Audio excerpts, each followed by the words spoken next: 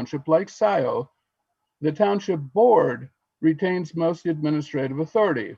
In contrast, the Charter Township Act grants the Charter Township Supervisor more authority over the day-to-day operations of the township, but Scio is not a charter township. Why is this being proposed? Why is this necessary? And why the push to ram this through a vote tonight when residents were expecting a discussion based on the resolution from the last trustee meeting on April 27th? His hasty and rash push for more power is simply unacceptable at this time, and I've seen nothing in the supervisor's proposal that convinces me that the township manager administrator is necessary. Let's define more carefully the staff positions we really need for the future. We should slow this process down and allow time for a full and complete review of these proposals by township residents, the voters who elected you and who deserve to have their voices heard. And I have confidence that this board, after hearing from residents and working together, will be able to find the best path forward. Just not tonight. Thank you. Thank you, Harvey. Next up is Roy Townsend, followed by Shelley. Roy? Yeah, thank you. I'd like to respond. And I'd like first thank you all for running. Obviously, these are challenging times, so I appreciate you guys, stepping up and serving Scio Township. A little history. Actually, I worked at the Washington County Road Commission for over 31 years. And actually, one of my first projects was a paving of Wagner Road back in 1988. And I worked with the township manager at that time. I've worked with numerous township supervisors and township managers over the 31 years I've worked at the Road Commission. I've since retired. Now I work with County Parks on the Border Trail. Also worked with the township on all the phases of Jackson Boulevard, segments of Zeeb Road, segments of Baker Road. Done a lot of great work in Scio Township. I've lived in Scio Township for the last 20 years, and it's a great place to live. I've been very involved in making trails happen. Been, like I said, involved with the county, been involved with the township, and just some facts on why I feel like you need a full-time manager. You probably need a full-time supervisor. I've worked with all 20 townships. I've worked with the large townships like Pittsfield and Ypsilanti townships. They have double, triple the staff that Scio does. Scio has a very small staff, which I appreciate as a township taxpayer, but also there's consequences by having a too small a staff, because sometimes funding opportunities slip through the cracks. I'm well aware of that. If you don't have enough staff, certain federal funds, state funds, other funds, well, you just don't have time to get after them. And back in the 80s, there weren't a lot of these millages, weren't a lot of funding things. And I just wrote down a few things in the last 10 or 20 years that have changed in Scio Township. For one, there's a transit millage. That's something that takes managing. Open space millage. You have a Scio DDA. You have a roads SAD that takes time. You have a fire millage. You also have to negotiate with the county, the sheriff agreement. You also have the Gelman cleanup and the court order. I mean, that's a huge thing that's been going on for 30 or 40 years, and I'm not sure someday we'll get closer to resolving that. You have the economic growth in Scio Township, which is one, I think my numbers look at, I think it's the third largest tax base in Washington County. Ann Arbor's one, I think Pittsfield 2, Scio's 3, I believe. You've since passed Ypsilanti Township. You have also local special assessment districts that take monitoring, if it's for road projects or other type of projects. You have federal CBD grants that take managing. So at the end of the day, there's a huge amount of activities that a person, you need a manager. I work with Bryce. I work with Bryce Kelly. I worked with others, and I'm just familiar with working at townships as large as Scio. You need full-time staff to manage this. Your tax, the revenue you bring in is quite large, and just someone to manage it efficiently only makes sense in my mind. So thank you for your time. Thank you for your service. Thank you, Roy. Shelley is next, followed by Stephen Feinberg. Shelley? Yeah, I'm Shelley Shanfield. I'm a 31-year resident of Scio Township. I live at 5201 Birkdale Drive. And there's a lot to absorb in the materials that you made available for public review regarding the shared governance versus the township administrator models. And while there are some similarities in the two structures, as was pointed out in the administrative models overview document, there's at least one glaring and important difference that I saw in the materials. that I was able to review.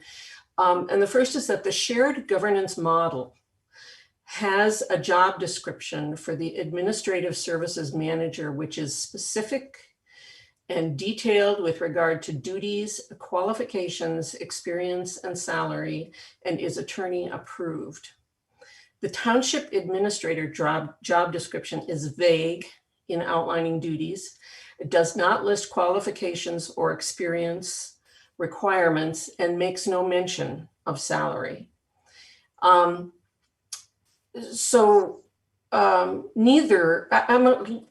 agnostic on which model is best. I just am thinking that probably some combination of the two of them, some compromise could be reached that would be effective for the township. But neither one of them really addresses directly the problems noted with regard to past serious issues in the township, such as the deficits in the utilities and water department and the condition of the fire department facilities. However, the township administrator model seems to replicate the structure that got the township into trouble in the first place. So keeping this in mind with considering I think it's agenda item J4, that this resolution assigning certain supervisory and human resources functions to the supervisor, clerk, and treasurer is found. And this resolution makes significant changes in township governance, which would last until at least November of 2024. And it assigns duties to a township administrator. And given the resolution's sweeping nature and the amorphous quality of the township administrator job description as stated or as included in this packet, it seems foolhardy to even advance this resolution. It should be discussed, but it should not be voted on. And again, there's a lot for an observer to absorb, but I am concerned with the vague description of the duties and the lack of any specific salary, qualifications, and experience in the township administrator model as proposed. Thanks for your time. Thank you, Shelley. Next up is Stephen Feinberg, followed by Carrie Letke. Stephen? Hi, Jessica. Steve Feinberg, 3498 Timberwood Lane. I've been a member of Scio Township for almost 31 years. One of my neighbors, Peter Davis, just sent you a letter. I would like that letter read so that it's incorporated into the minutes. Can you please do that for me? We're not in the practice of reading in documents. It's important. It's important. I have the right to incorporate what I want at this time. It's a comment from the public. Well, Sorry. If you want to read the letter, that you can use your 3 minutes to do that.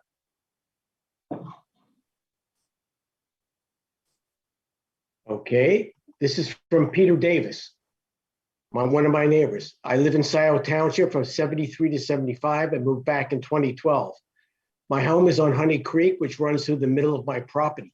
In between those two time periods, I lived in Ann Arbor Charter Township, where I served on the Township Board of Trustees. Based on that experience, as well as more than 50 years as a trial lawyer, I wish to share my observations on the manner in which our newly elected supervisor is attempting to increase his power beyond that intended by the statutory scheme for township governances and far removed from his checkered work history, which he has outlined on his LinkedIn page. Recently, my attention was drawn to a flurry of job descriptions and organizational charts coming out of the township, which has been functioning as the Scio Township Administration Committee, a creature not described in any Michigan statute. That entity of questionable legality meets at odd times on odd days, such that members of the public who are at work elsewhere are unable to attend critically important meetings where subjects are contested in heated discussions. A township is the most basic form of local government. In the 8 years I've served as Ann Arbor Township trustee, I never saw an organizational chart or job description for the supervisor, clerk, treasurer, or trustees. The Michigan Constitution of 63 states, in each organization of township, there shall be elected for terms of 4 years as prescribed by the law a supervisor, a clerk, a treasurer, and not to exceed 4 trustees, whose legislative and administrative powers and duties shall be provided by law. Proceeding from the constitutional authority, we took the Michigan statutory law for guidance as to the duties of each position.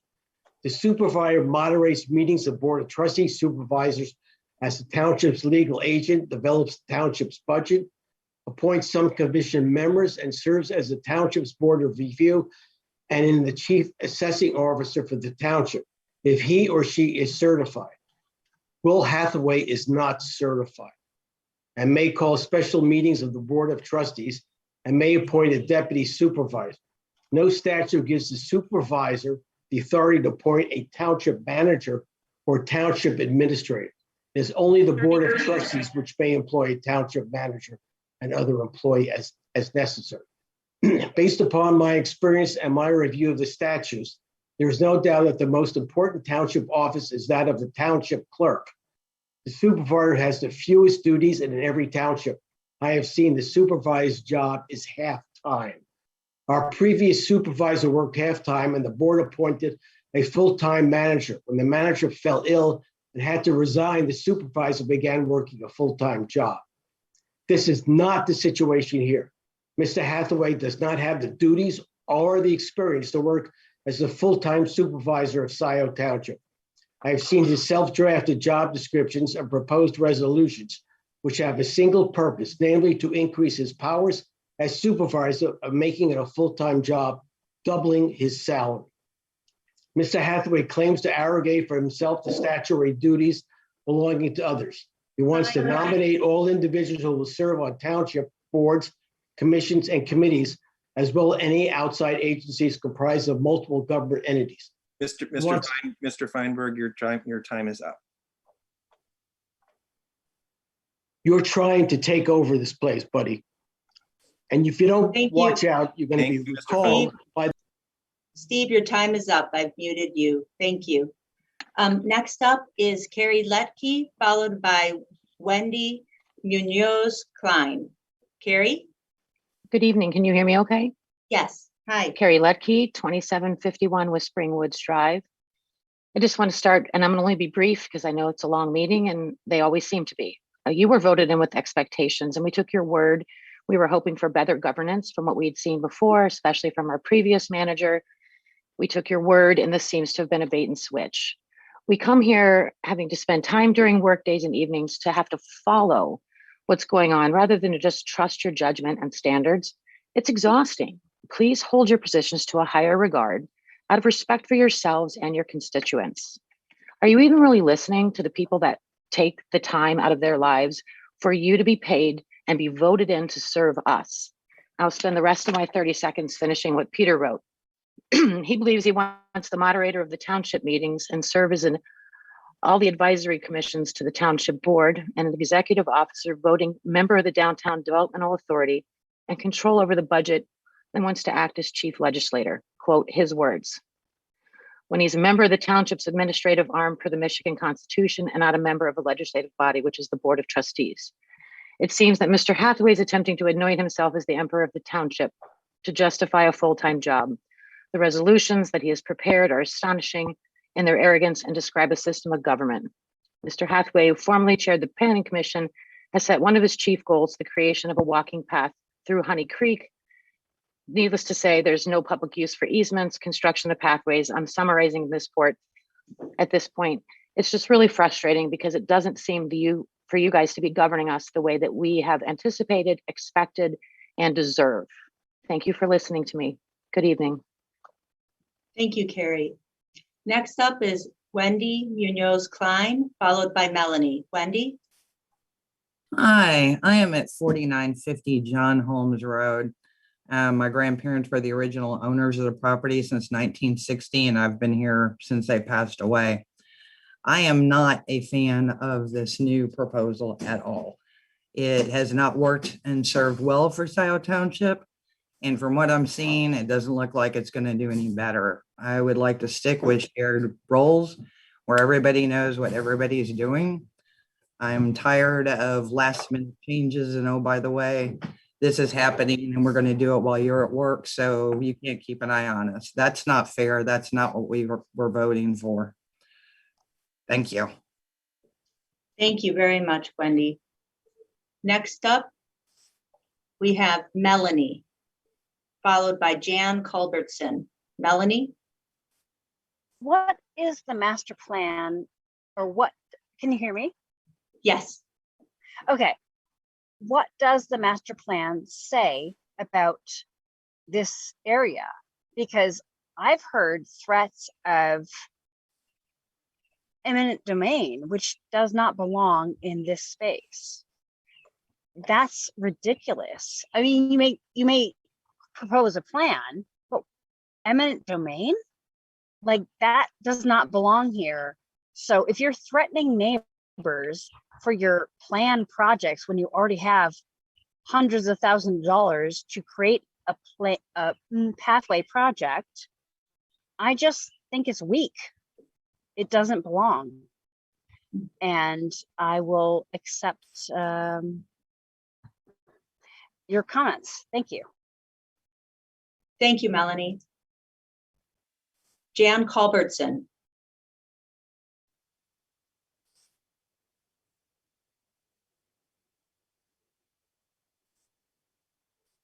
Muted. Jan? Oh, I'm sorry. Jan, would you like to speak? Yes, I would. Thank you very much. Excuse me, sorry. Getting the unmuted piece together. Anyway, I'm Jan Culbertson, and I live at 2948 Park Ridge in Scio. I've lived here for 31 years, and I'm currently chair of the Planning Commission.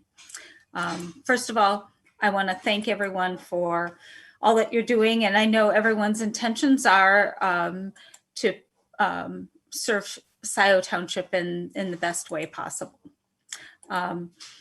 With that, I'd like to say I want to thank Roy Townsend especially for your historical perspective, and also note that the idea of a township manager is a very traditional and an administrative structure that's common across many townships in Michigan. I don't think that there is, and one of the things I want to say that there's been some criticisms about some of the past managers, and I think that has to do a lot with management style as opposed to necessarily the structure. And I think we've got what I really relish about this township is we've got creative people engaged. I mean, from the clerk and the treasurer and the trustees, the planning commission, we have good people that are very creative. And I feel like we need a continuity of management that spans across the elected officials. Mm-hmm. And also human resources is a major responsibility. It's a very technical field right now, and we need somebody who has the depth of that experience. So I think looking at the management models, I think first is it's really about the people, and it's about continuity, and it's about experience. And so I would challenge all of you to really think about those things. And I really don't want to encourage people to think about this as a power structure, a power grab. I think everybody is trying to figure out what is best for the township. And I want to say it's about the qualities of people. And I want to think that the trustees and all of the staff would be relationship builders. They would be team players. They would be emotionally mature.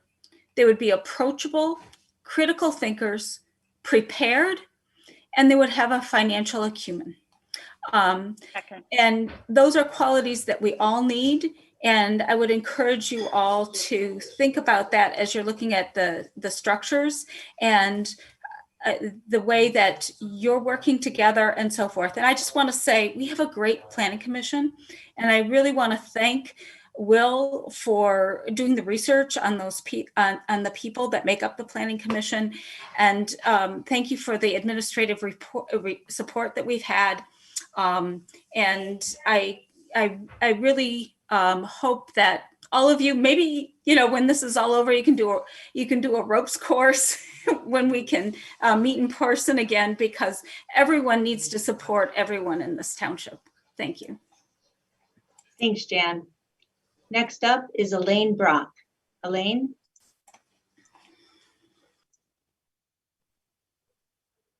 Hi, everybody. So Hi. I did actually try to slog through this 100 and whatever pages of this stuff, and it's nuts. I don't see how a normal person who's not every day associated with this stuff can get through all of that. But there were a couple of things that I wrote in my letter and I think that I could point out. One was that clearly the April 27th agenda item said no vote tonight, and I can't believe that we're actually discussing that as a possibility. That we talk about bait and switch. That is a bait and switch, and that's unfair to the public. So I think that was not appropriate. I get what you're trying to do, and that retaining authority to do whatever you need to do, but I don't see a need to do this right now. And considering the April 27th vote, I think that it's inappropriate to consider that you would take a vote tonight on either of these models. Considering too that the models themselves, there is a budget memo in here in this packet. It actually appears in there 3 times that I counted from Sandy Egler. And it raises to me some very serious questions about the budget. Not only the contributions from the fire department and others, but the longevity and the sustainability of going forward with either of these models at this point without answering those budget questions. I mean, how can you do that to the township people without being serious enough to say that we have the funds and we can support either of these models the way that they're actually presented? So, and then I'm pretty concerned about some of the stuff in the township administrator model that talks about joint responsibility for various things. I highlighted them a couple of them in my memo, but joint reporting and joint responsibility is just chaos. That's an invitation to never get anything done. I think that's inappropriate. If you're going to have responsibility, then state the responsibilities clearly, state the roles clearly, state the responsibilities for reporting clearly, and do that in a way which is consistent with the power that you have as a board.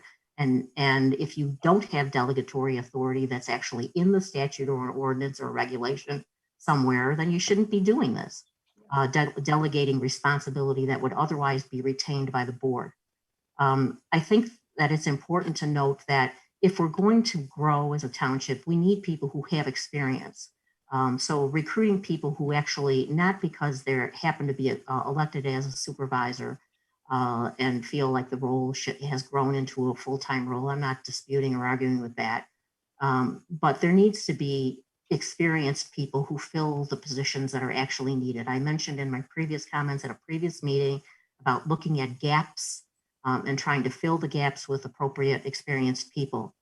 I also think that the role of the various citizen advisory committees needs to be very clearly laid out in either of these models. And if we have problems trying to figure out how to do this, there is expert help out there, like the MSU Extension Service, who deals extensively with township governance. We could ask them for help. I just think we are not ready to do this right now, even though I think that there is some need to do something. Neither of these models right now is ready for a vote.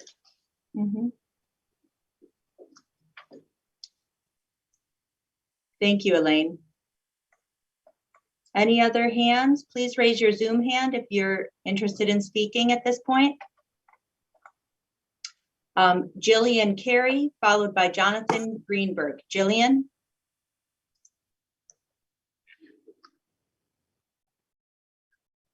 Hi.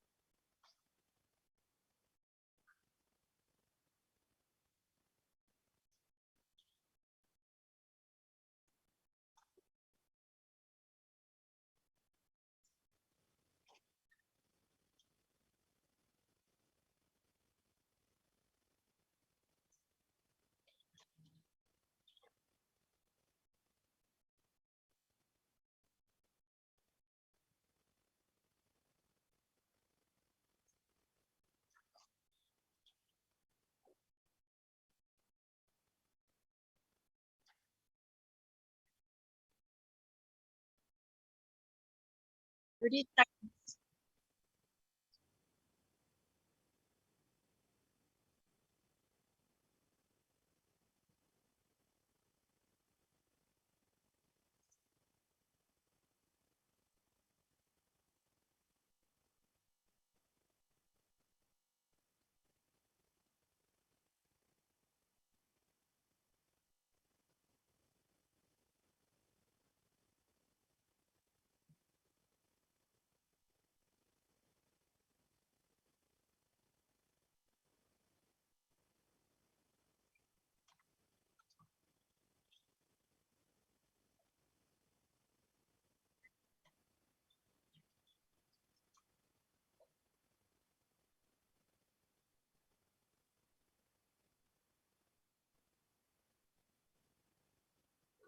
Thank you, Jillian. Next up is Jonathan Greenberg, followed by Peter Davis. Jonathan? Yeah, I'll keep it short. Want to echo some of the comments heard earlier that want to really sum up my perspective here is this is important stuff. And I agree, Will, we need to do things differently here. I think the entire board agrees on that. What I don't think people agree on is the need to move quickly, the need to make a drastic change quickly that benefits you and your colleagues.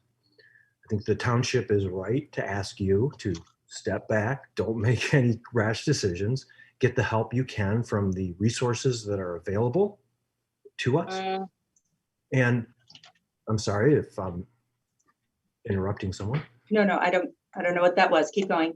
Okay. Anyhow, well, that's primarily it. That there's no reason to rush into this. We have time. We can do this right. This is feeling more and more like a you grab some. I'm sorry. Grab some? I think someone's unmuted. Yeah, I do feel like someone's unmuted. Yeah, I don't see anybody unmuted. Forgive me. I was looking. I am unmuted. Melanie is. Melanie. Yes, thank you. Melanie Bolt. Yeah. 3751 Yes, hello, can you hear me? Hi, Melanie. I can hear you. Hi. Hold on. It's not quite your turn. My apologies. That's fine. Okay. That's fine. I'll call on you just as soon as Jonathan's done. Thank you. Hey, thanks, Melanie. I appreciate it. This whole Zoom thing's difficult for everyone. I get it. I guess my point is we don't have to move on this right now. Let's take it a little bit slower. And I also officially want to point out that many, many people said duty tonight. Great. Thank you very much, Jonathan. Let's go to Peter Davis, followed by Melanie. Peter? Wait, before we go forward, I think Melanie has already spoken. I have her name on my list as someone Oh, I do have a Melanie who spoke just before Jan. Okay. Melanie, I'm sorry, there's just one opportunity to speak at this juncture, so I'm going to move on to Peter Davis. Peter? Thank you. Can you hear me? Yes. I live at 3225 North Wagner on Honey Creek.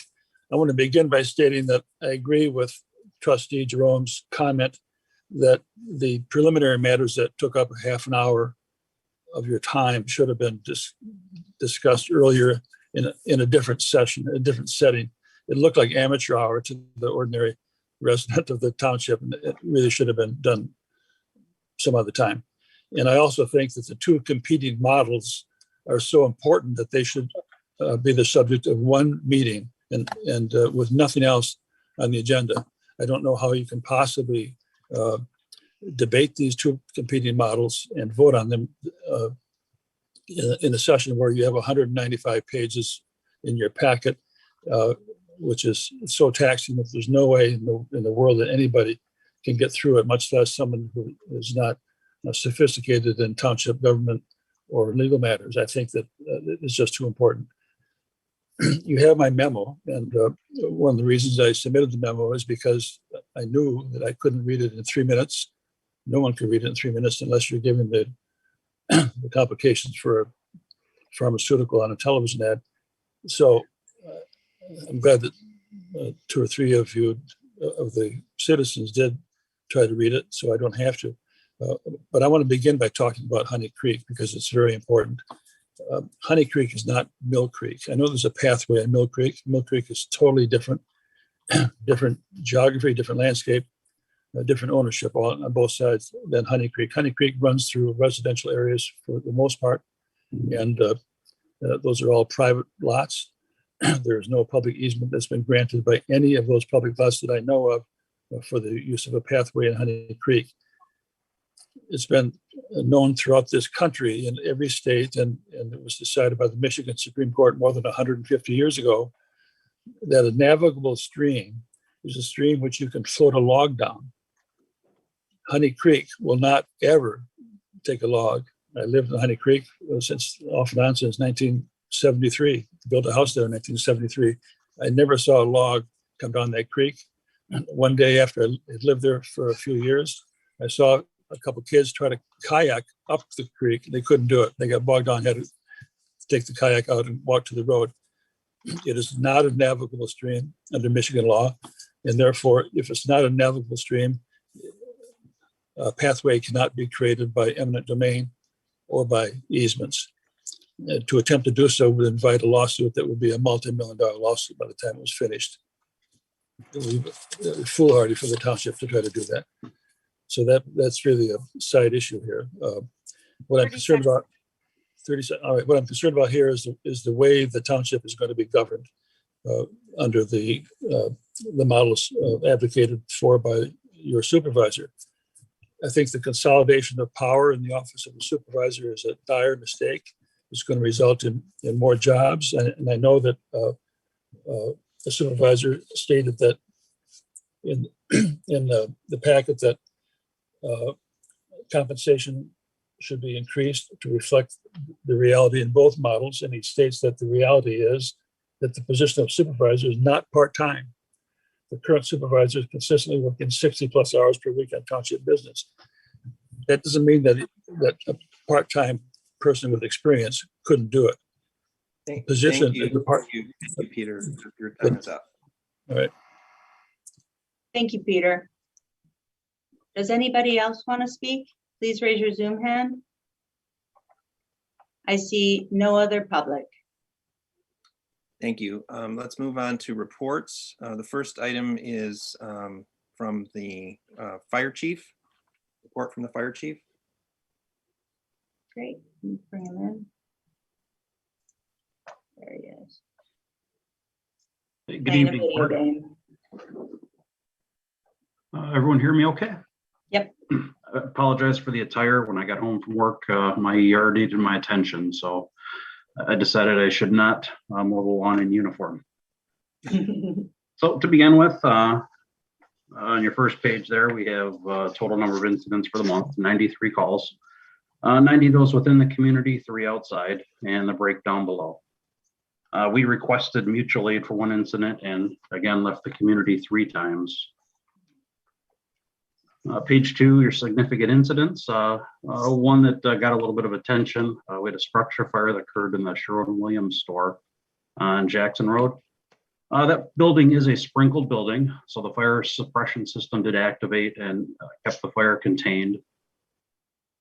There was pretty significant damage, however, due to the smoke and the water that came from that. Due to the fact that it's a strip mall and there's damage to the neighbor's property as well as the potential damage to the building, there's a lot of insurance folks involved.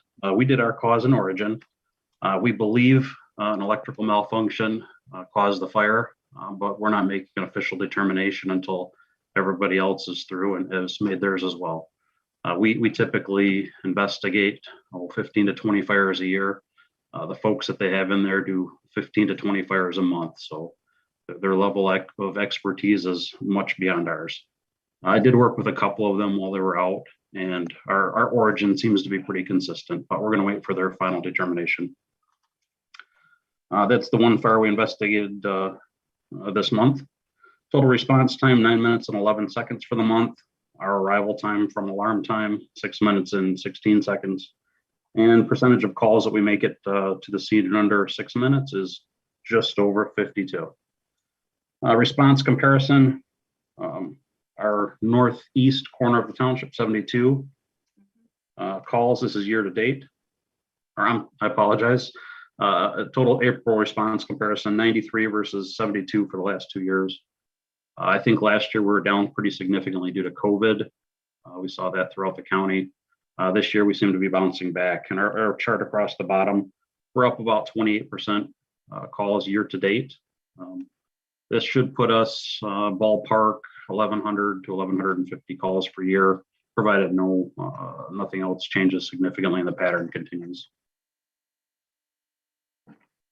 Responses per zone. This is year to date for 2021. Our northeast section of the community, 75 calls, southeast, 152, and our west and southwest, 166 calls. And hopefully that's short and sweet for you, and I'd be happy to answer any questions the board may have for me.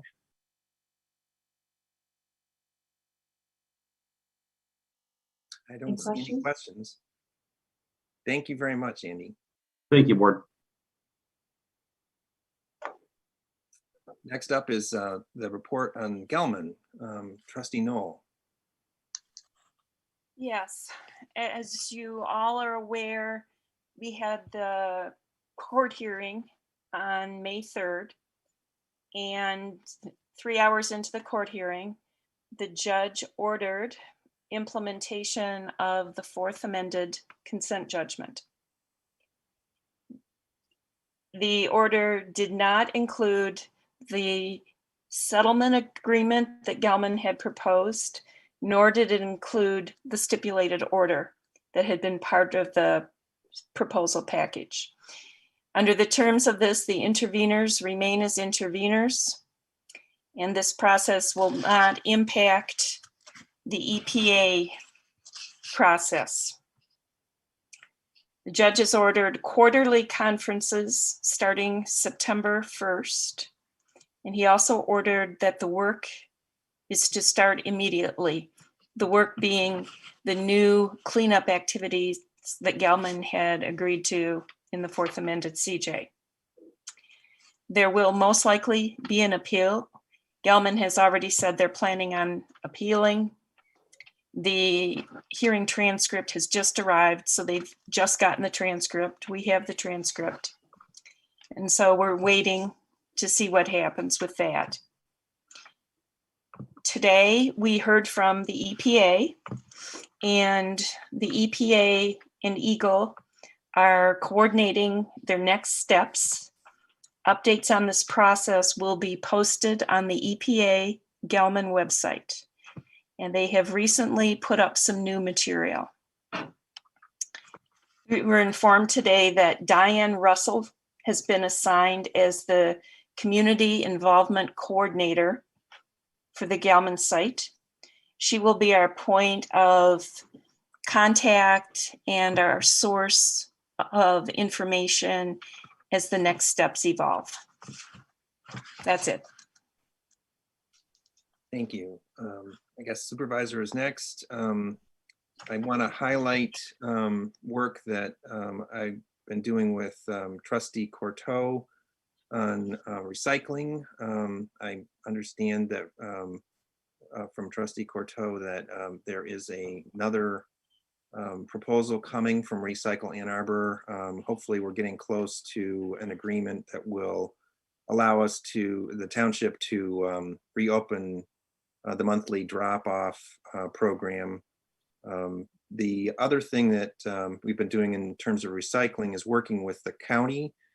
There's a grant that the county received to do kind of an array of different activities to promote improvements to residential recycling. And so they're going to be, part of this is going to be something that's called an audit program. And there'll be more information coming out about this, but I wanted to use this opportunity to give people a heads up that this is coming. So there will be more explanation prior to the start of this, but eventually, later this summer, you may see someone in a fluorescent vest peeking into your recycling bin and evaluating how you're doing. What they're doing is, at first is just to gather data, but then eventually they're going to sort of let people know if there's something deficient with the recycling in your recycling bin. And it's meant to be an educational program to improve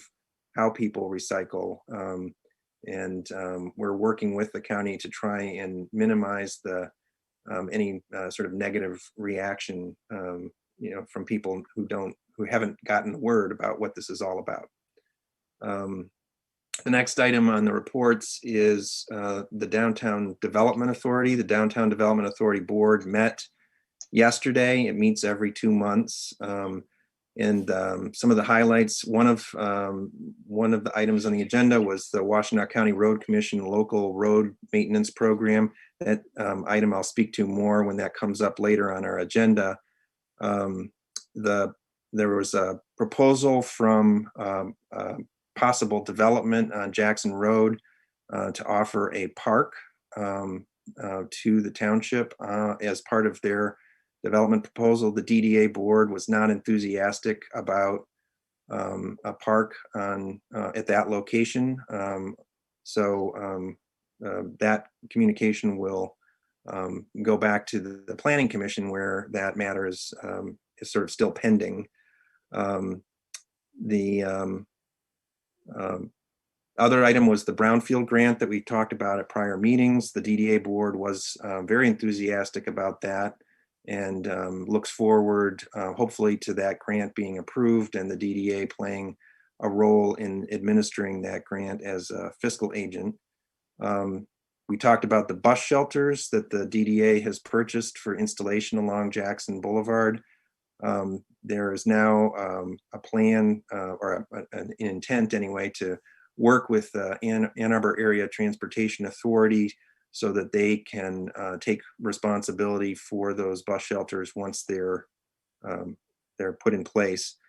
And finally, the DDA has begun working on an update of its master plan. So that's a new initiative to sort of get, more recent thought into that plan. The current plan is, I think, dates back about 15 years. That's our report from the DDA board. Next up is the clerk.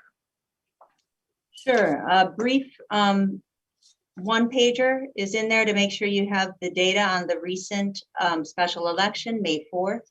Pittsfield Public Safety went down, City of Milan Senior Services was passed.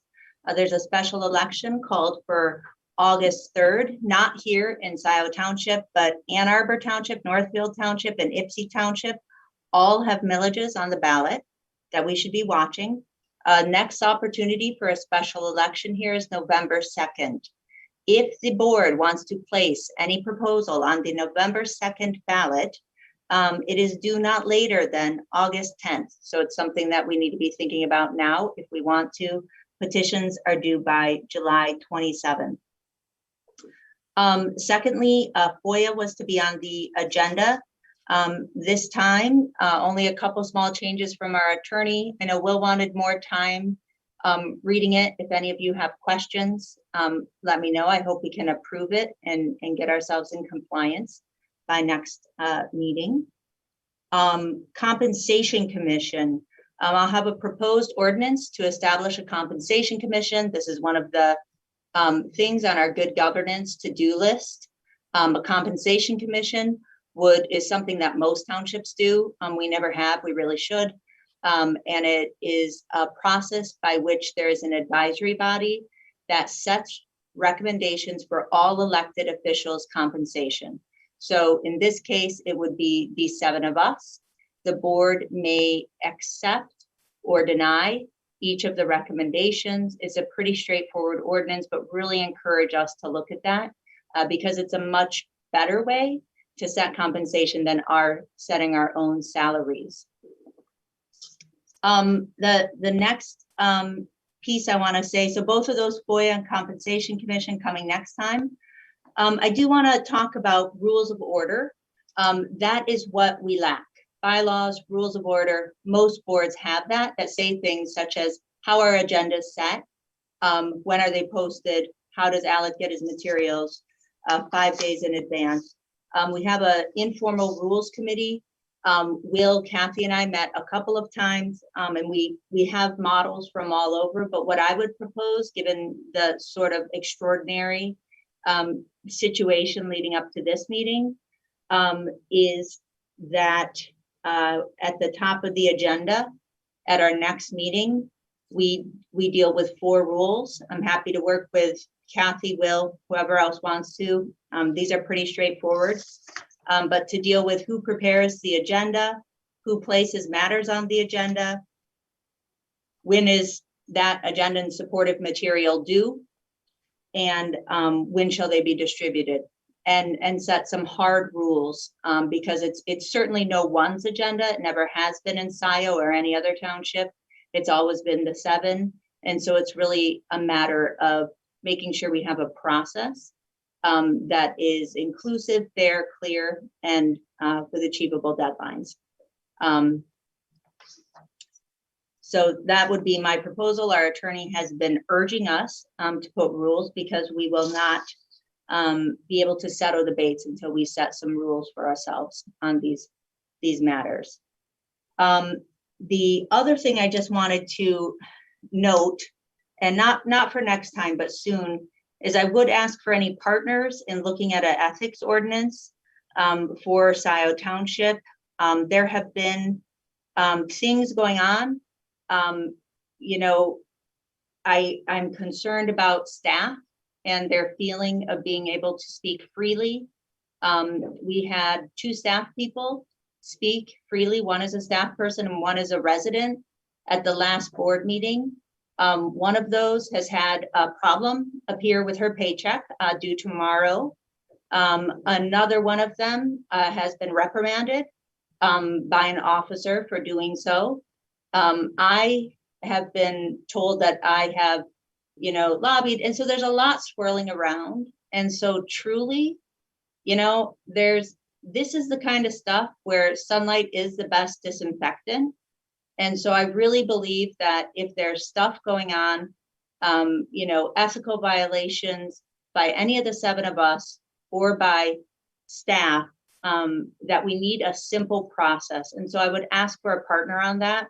There's all sorts of models and pretty easy to pull together. But I think that we are at the point where we need a process for that. That's all I have. Thank you for that report. The treasurer. I have nothing to say at this time. Thank you. Planning Commission, Trustee Corto.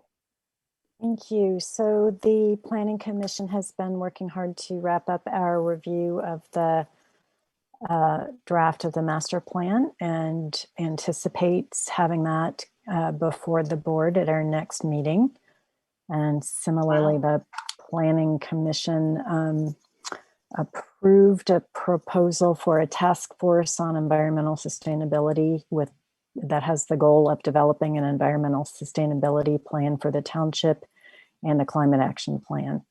And that also we hope to have before the board at the next meeting, as long as we can get the process steps clear. And then continuing to work considering staffing and budget as we move through the next few months to consider our workflow efficiency.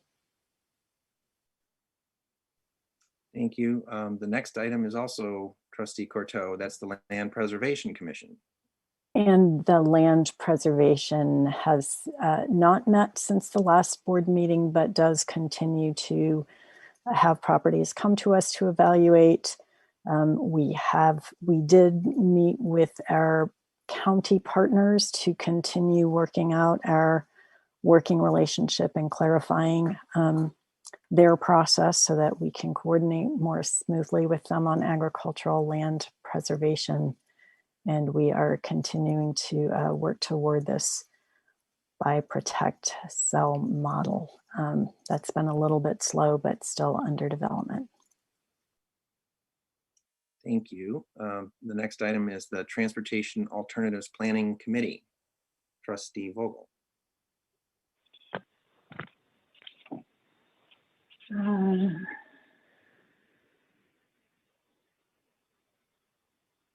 I'll be honest. I just find myself so utterly discouraged by this conversation so far. I'm just trying to kind of pick myself up. What do I know about TAP? Zebra Road Phase 3, the construction got approved. It's on schedule. We're going to hear about Parkland Plaza construction coming up. We're trying to figure out funding for the later stages of SEEB, stage 4 and 5, getting across the river, because we're trying to do lots of good things for these residents, you know? I also want to say that Honey Creek is really a concept. It's likelihood of ever happening. I don't want anyone to feel like that's anything eminent, anything in anybody's back pocket. All these attacks are just so discouraging to hear. And the misrepresentation, the need for ethics, as if we've all done something wrong. I just feel so discouraged right now. So I'm done. Parks Advisory Board, Trustee Jerome. I'll be short and sweet. You are correct. We are evaluating a potential donation of a park property along Jackson Avenue, and we'll be weighing in on the prospects or our viewpoint on that. And then simply, I'd like to introduce the fact that we have engaged 2 interns from the SEAS program at the University of Michigan, who are going to be working on a study and taking a look at all the nature and doing a familiarity with all of our parks and coming up with some plans with regards to township assets. Thank you. The next item is the consent agenda. This is the possible action on the payment of the bills. Would someone like to move the consent agenda, make the model motion?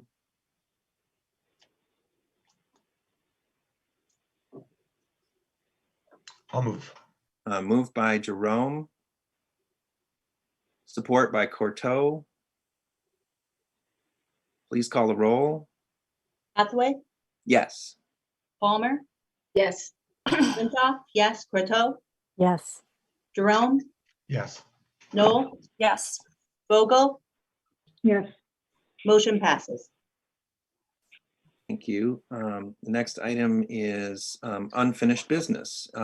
I-1 is possible action in the Washtenaw County Road Commission 2021 second agreement. And this will look familiar because we considered this at a prior board meeting and tabled it so that we could have more information about what the DDA would do in terms of its sharing of the cost. And I can report that the DDA yesterday approved up to $114,000 towards the cost of the Enterprise Drive repaving.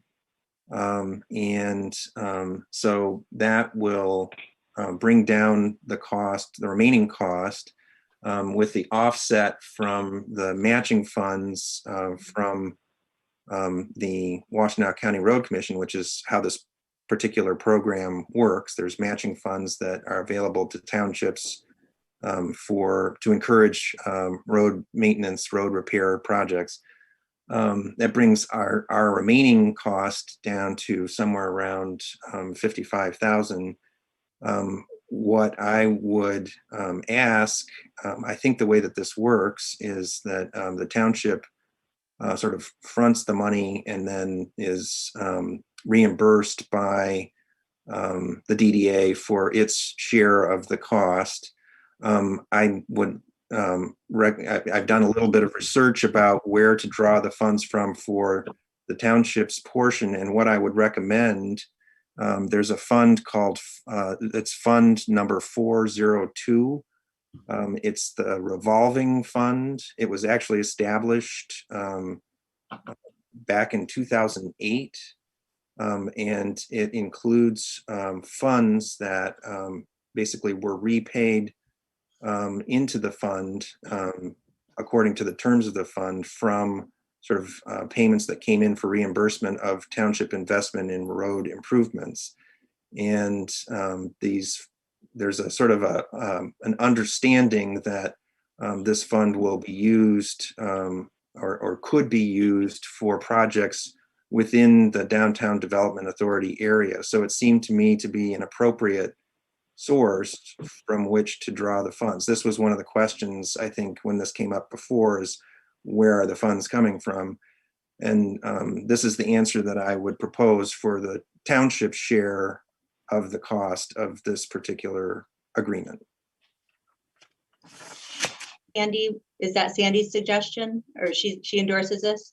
I asked Sandy, and Sandy actually, together with Christy Aiken, found the original language, the motion that established this fund from 2008, and it matches up nicely with the language at the time.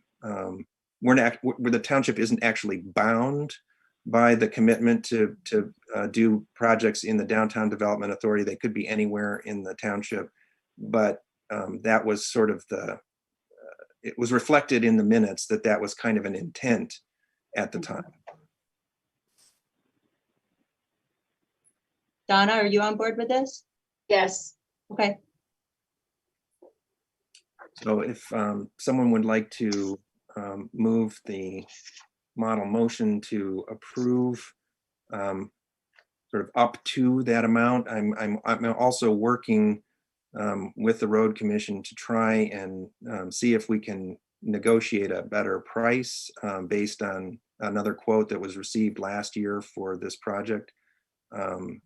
So it's possible that the cost may come in a little lower than what's here, but there's no guarantee. So what I'd like to do is sort of approve up to that amount with the understanding that we might be able to get it less expensively. Mm-hmm.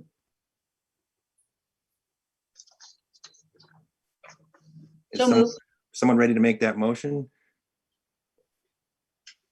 Can I try to make it just for the record? Sure. Okay.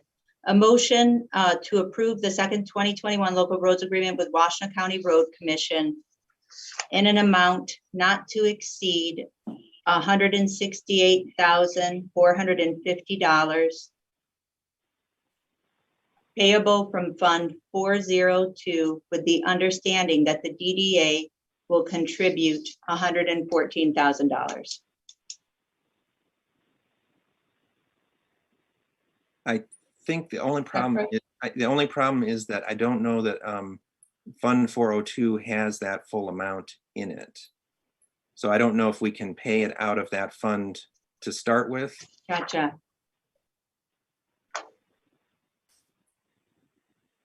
And we need to front this money, right, Will? We have, I believe that's how this works, that the township fronts its portion of the cost and then we get reimbursed. Eventually by the time we whittle it down to the township share, there will be enough money in Fund 402 to pay for that. Sandy, do you have any comments?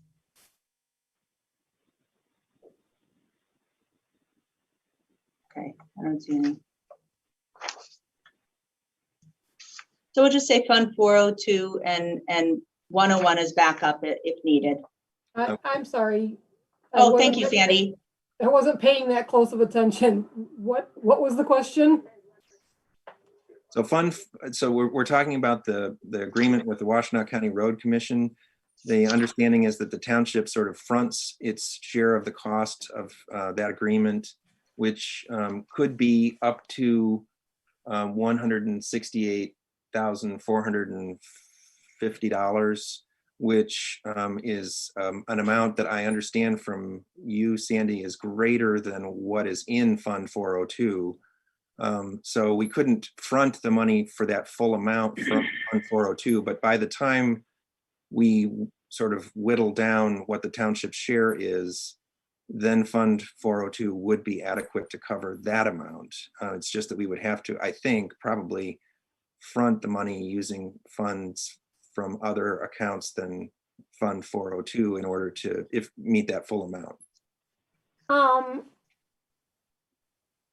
When is this project going to kick off? Because the DDA could cut the check for the 114,000 to the township so that there is ample money in that fund to cover the whole check to the road commission. Well, if we do it in that order, then it probably would not be an issue. Trustee Vogel. It does not sound like this is an issue ready for board discussion. It sounds like it needs additional staff work. This, in my mind, is the kind of vetting of items coming to the board that are quite incomplete. We're taking up an amount of time because the work is not done for this item to move forward. We're consulting with staff real time, it seems. We don't seem to have the finance point person on board with this. This doesn't seem ready for board discussion, and we're taking a lot of time. I apologize for that. The DDA action and the discussion with Sandy was basically between Friday and today, but that's when the DDA was meeting. The problem with putting this off until our next meeting is that we need to have an agreement in place with the Washtenaw County Road Commission by the 22nd. So I would prefer to go with the phrasing that Clerk Flintoff used for the motion, and try and work with the DDA to try and get the funds transferred in a timely fashion so that we make sure that we can cover the cost up front.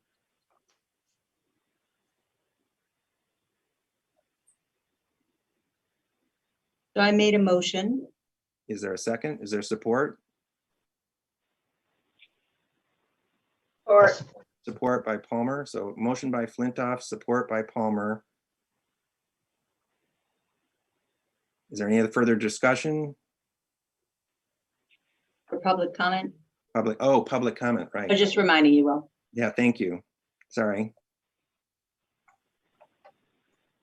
I don't see any Zoom hands. Okay. Please call the roll. Hathaway, Yes. Palmer, yes. Flintoff, yes. Corto, Yes. Jerome, Yes.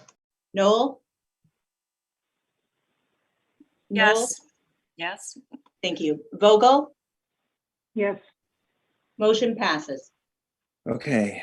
The next item is item I2. This is the added item, the Loch Alpine fireworks permit application. And we all reviewed, oops, we got an echo. We all reviewed this and so I don't know that we need to, go into all of the details of the Loch Alpine fireworks application. The reason this is coming back is the folks at Loch Alpine requested that we take this back up again and approve it given the changed circumstances in the control of the COVID pandemic. Oops, you're muted, Jessica. Bob is here if you'd like me to bring him in. Sure. Bob Sendra is the point person for Loch Alpine on this matter.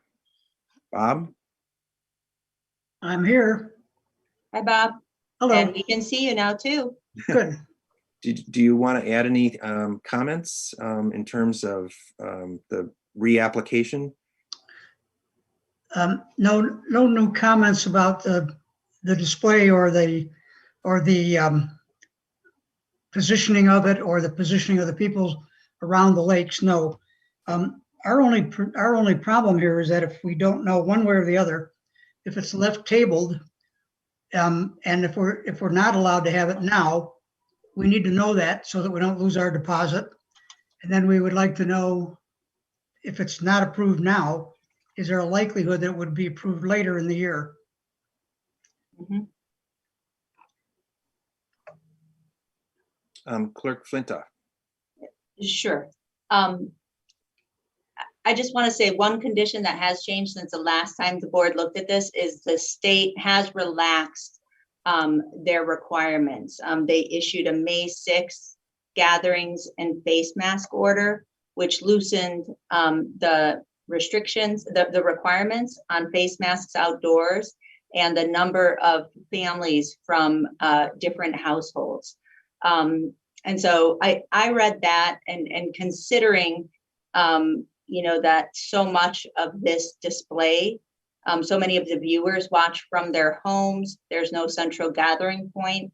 I think that the conditions have changed enough based on the conditions that have changed are that the state restrictions have loosened up, and we have at least a practice, we don't have to follow, but a practice of not being more restrictive than the standing state or county orders. Would you like to make a motion, Clerk Flintoff? If there's no more discussion, I'd like to make a motion to approve the Lock Alpine fireworks application. Is there support? Support by Palmer. So motion by Flintoff, support by Palmer. Are there further comments or questions from members of the Board of Trustees? Trustee Noel. I'm ambivalent about this because we are still in a pandemic. We still have some issues here. And yes, I know things are relaxing. And I'm glad, but I'm on the fence with this one right now. Are there other comments or questions? Oh, I'm sorry, Trustee Corto. Just a question for Mr. Sundra. You mentioned that if we didn't permit it for the 4th of July, might we permit it later? I wonder if you could expand a little bit on your thoughts or ideas of what alternatives might be. Well, the fireworks display would be held later, most likely on Labor Day weekend.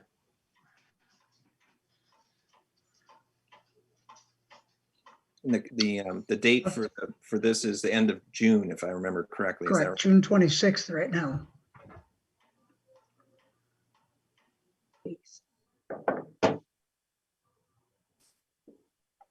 Are there further comments or questions? I'm sorry, Treasurer Palmer. You know, we all have had a long year and a half. Everybody in attendance at this meeting. The restrictions have been relaxed. They may be relaxed further, which was part of the comment made by the governor. We need to be able to celebrate something. And this is an outdoor event. So we need to move forward so we can do it on the 4th of July. The day we celebrate our country.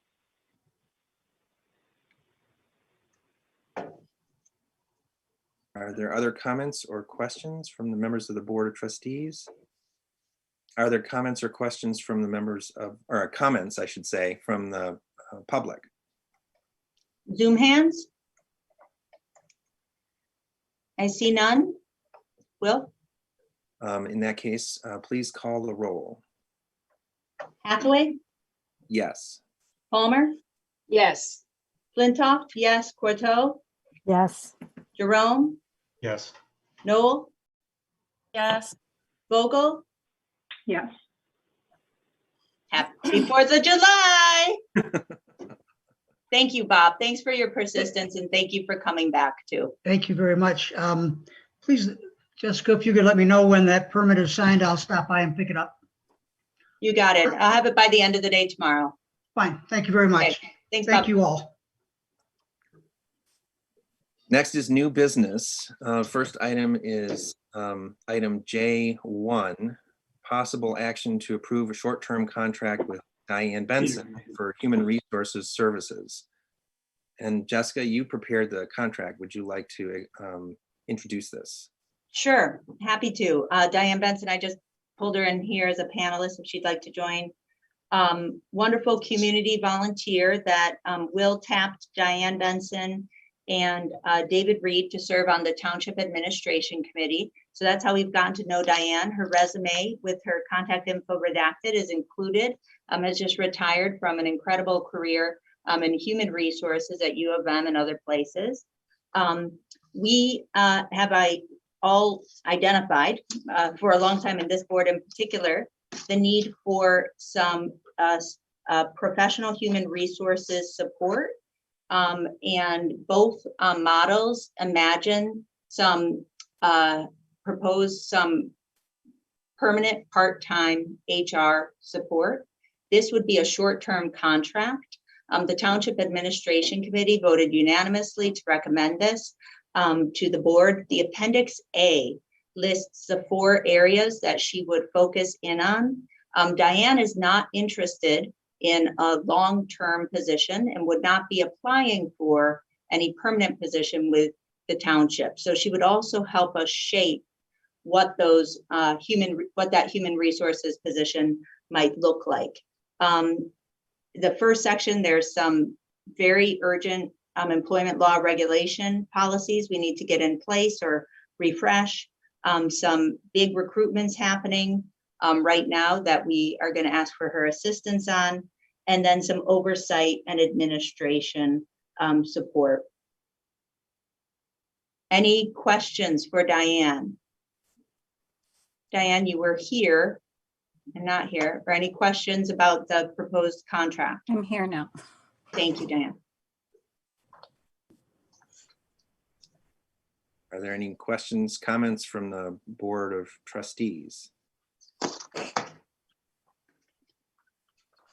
Well, I will comment. Diane, I'm so glad that you are willing to take this on, to interrupt your retirement to help out the township.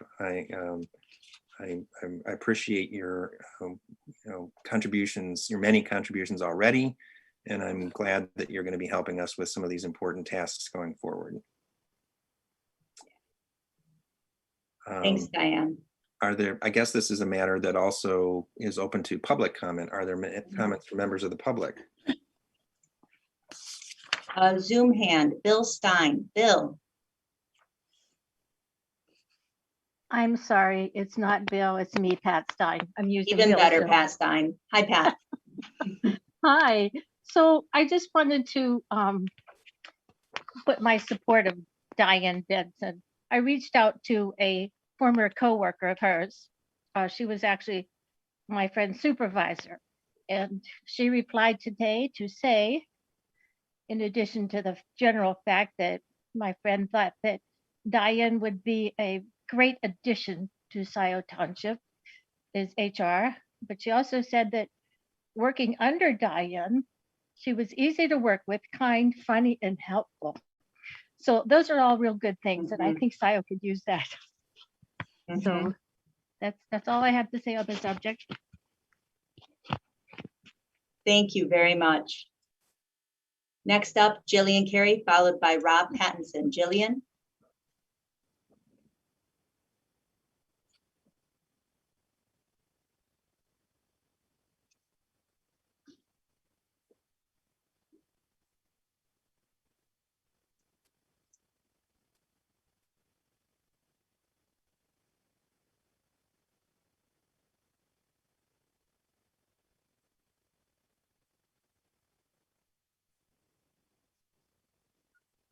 Thank you, Jillian. Rob Pattinson. I propose a standing ovation for Diane Benson because she is stepping into a township in crisis, and talk about stepping up and helping when we really need it. Well done. Thank you. Yay. Any other Zoom hands? And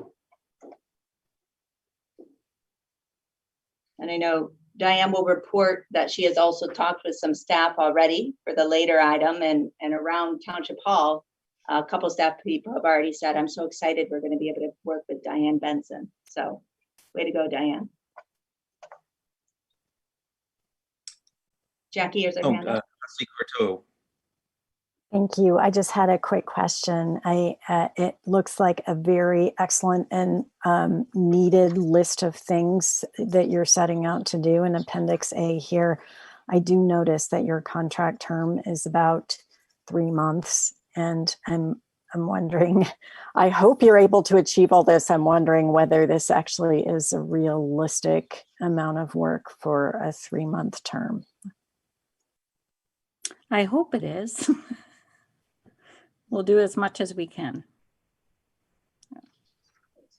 And the contract terms allow us to extend month to month if we wish to, but hopefully by that point we'll have a clear idea where we're going.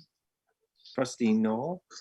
Yes, I wanted to say I've enjoyed working with Diane on the administration committee, and she has been easy to work with, positive, brought insight to the group, and I'm sure we're going to be able to hear from her later when we discuss issues, and she'll be able to bring that same insight to our discussion. Thanks. Are there any other comments either from the Board of Trustees or from the public? Seeing none, please call the roll. Or do we have a motion? Let me make the motion, the model motion. So you make the model motion. Do we have support? I'll support. Okay, so motion by Flintoff, support by Noel. Please call the roll. Hathaway, Yes. Palmer, Yes. Flintoff, yes, Corto, Yes. Jerome, Yes. Noel, Yes. Vogel, Yes. motion passes. Thank you. Thank you, Diane. The next item is item J2. This is possible action on the Ann Arbor Track Club's request for road closures. This is related to the annual Dexter Ann Arbor Run. Do we have a representative from the Ann Arbor Track Club here to speak to this item on the agenda? What's the name I'm looking for, Will? Yeah, here I am, Doug Goodhue. Oh, there. Hello, Doug. I'm a longtime member of the Ann Arbor Track Club, and I've been handling this permit situation with Scio Township for a number of years. So we do have a approval, by the way. The approvals are set both with the city of Ann Arbor and with the city of Dexter. We also have a contract in place with the sheriff. So everyone is on board, and we'd just like to see Scio Township also come on board with us to close the roads on the August the 15th of this coming year.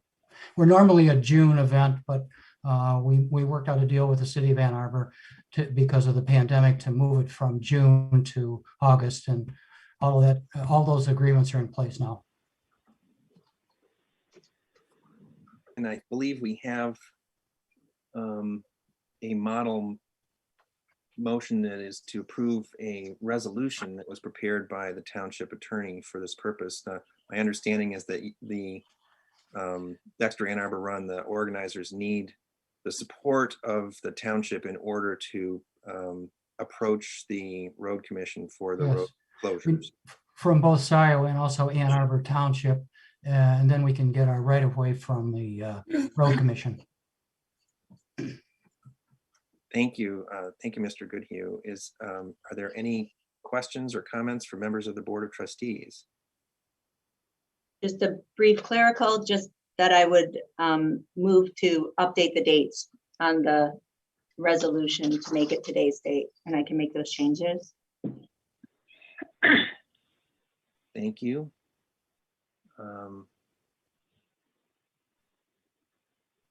Okay, so, oops, I got the wrong resolution in front of me. That's the problem with scrolling through a deck like this. Is someone ready, prepared to make the model motion to? I'll move the model resolution. All right, moved by Jerome. Support by Vogel. Are there any comments from members of the public? Any Zoom hands? I see none. All right, then please call the roll. Hathaway, Yes. Palmer, Yes. Flintoff, yes, Corto, Yes. Jerome, Yes. Noel, Yes. Vogel, Yes. motion passes. Thank you. The next item is the possible action in the Parkland Plaza Pathway Project construction contract. And I believe Matt Parks is here, prepared to speak to that. Yep, I am here to answer any questions, but in your packet, you should have a recommendation of award letter dated May the 6th, recommending. Oops, we lost him. I'm sorry. I think he's coming in here for this video. You guys just added me. Sorry, My apologies, Matt. Go ahead. You're good. You're good. So I don't know where I cut off, but in your packet, you should have a May 6th recommendation of award letter. OHM advertised the bid set. 7 or 8 contractors obtained sets of plans. We received bids from 2 bidders, Fonson and E.T. McKenzie. Fonson Construction Company, who we have experience with. They've worked for the road commission. They've worked in and out of the township over the past decade as either prime or sub, and do quite a bit of work in Washington County, and is very much qualified to do this job. Was the low bidder. We're recommending the award to Fonson and the amount shown in the May 6th letter. We are recommending a contingency budget a little bit larger than what we would for this type of a project, just because I know there's some discussion about potentially adding a little bit more sidewalk on the very southern tip of the project, and we're going to be meeting on that next week. But regardless, any expenditure over the 329,000 and change would require a change order and also coming back to the Board of Trustees for approval. So that's that. And also in the packet, we have our proposal for construction engineering services, which includes staking, material testing, all the things that we're going to need to do to administer the contract on behalf of the township. And I'm happy to answer questions on either the recommendation of award letter or the OHM CE services proposal.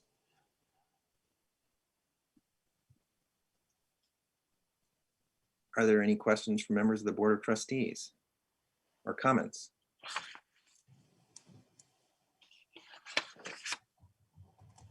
I don't see any hands raised. Are there any comments or comments from the members of the public? Comments?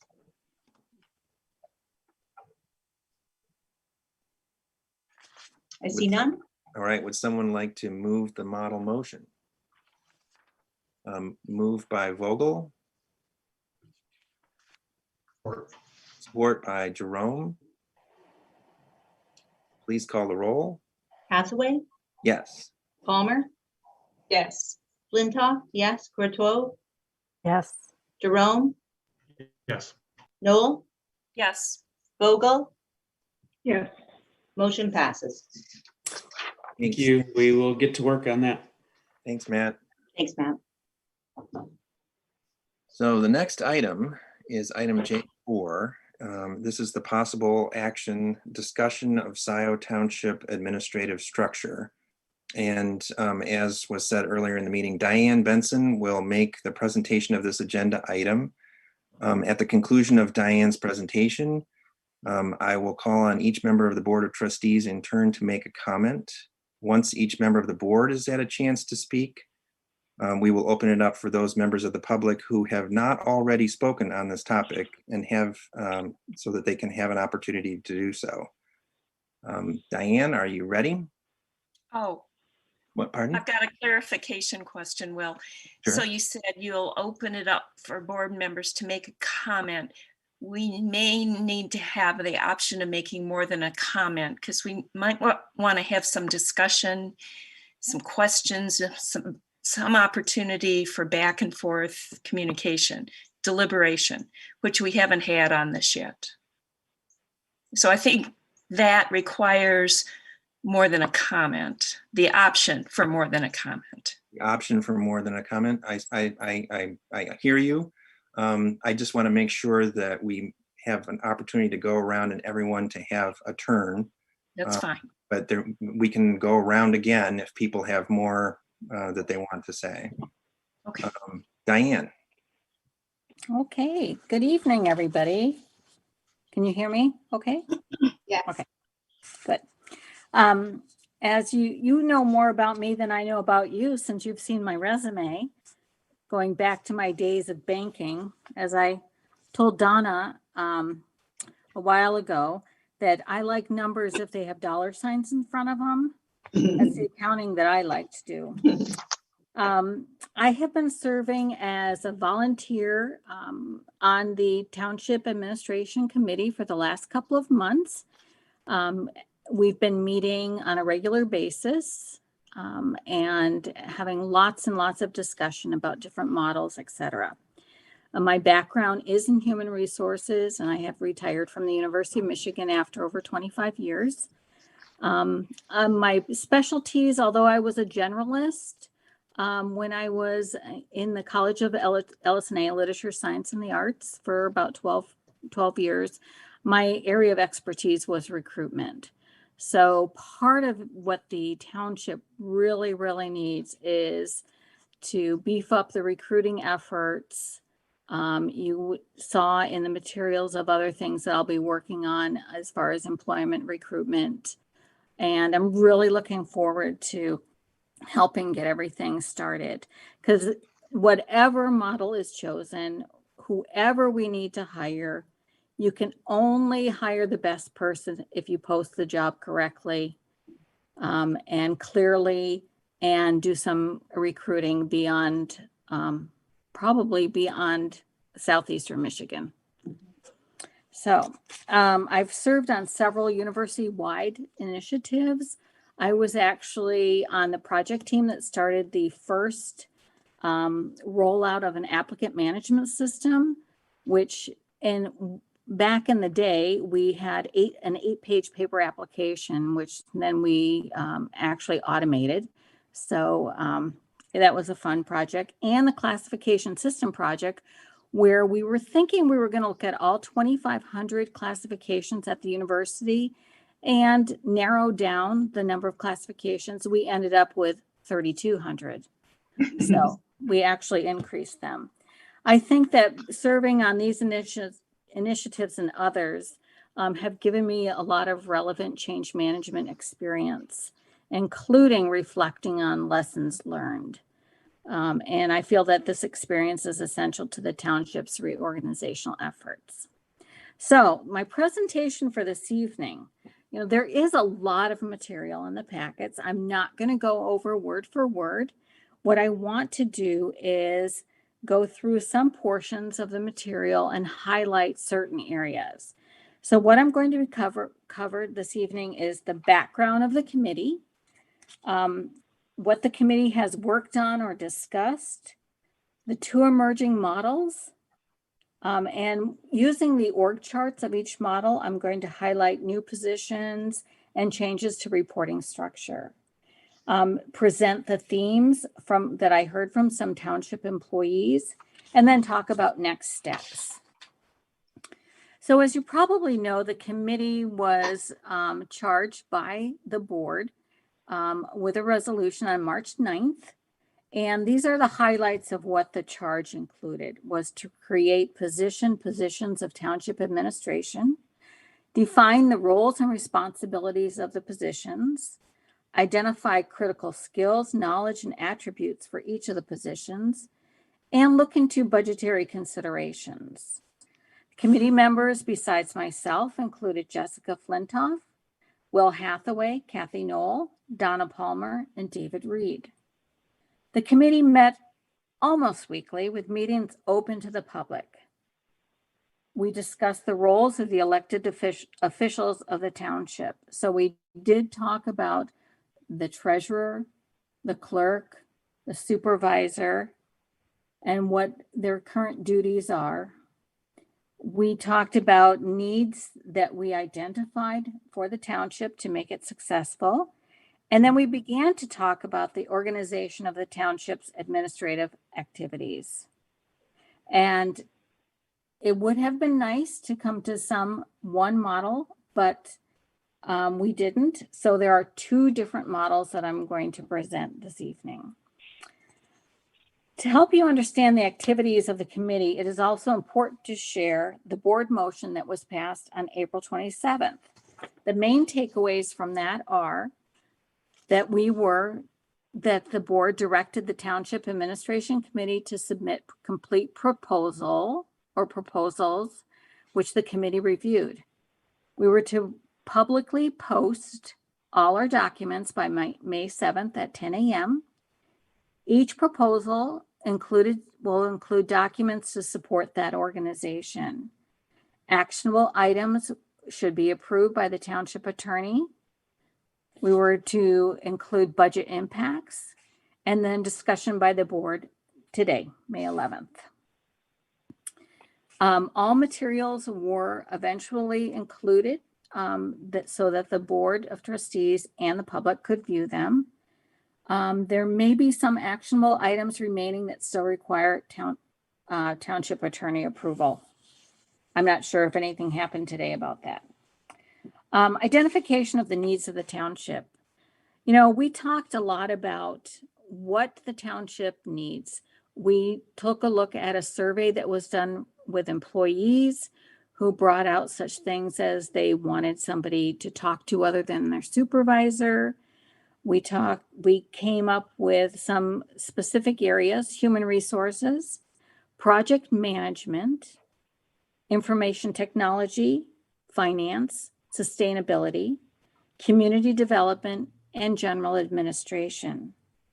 In both models, these needs will be fulfilled by either new positions or with professional contracts. Okay. So, as I said, two models emerged. The committee spent a great deal of time discussing different organizational models to meet the needs of the BOT and the residents and the employees of the township. The two models were called the shared governance model and the township administrator model. Materials in the agenda packet for each model include an overview, an organizational chart, position descriptions, resolutions, and budget ramifications. Both models contain elements that are very different from any administrative organization the township has had in the past. You will see that the needs in township administration the committee identified are represented in both models, although they may be labeled differently. One position both models have consensus for example, is the need for a deputy treasurer who will report directly to the treasurer. In fact, this position is required by statute. The other is for the supervisor to have a full-time appointment.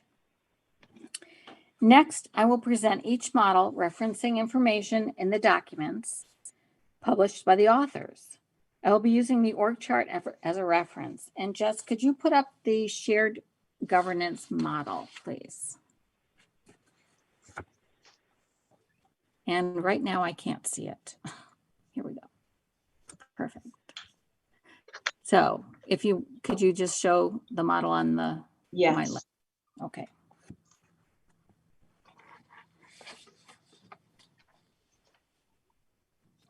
So while Jess is doing that, I just want to briefly talk about the overview of the shared governance model.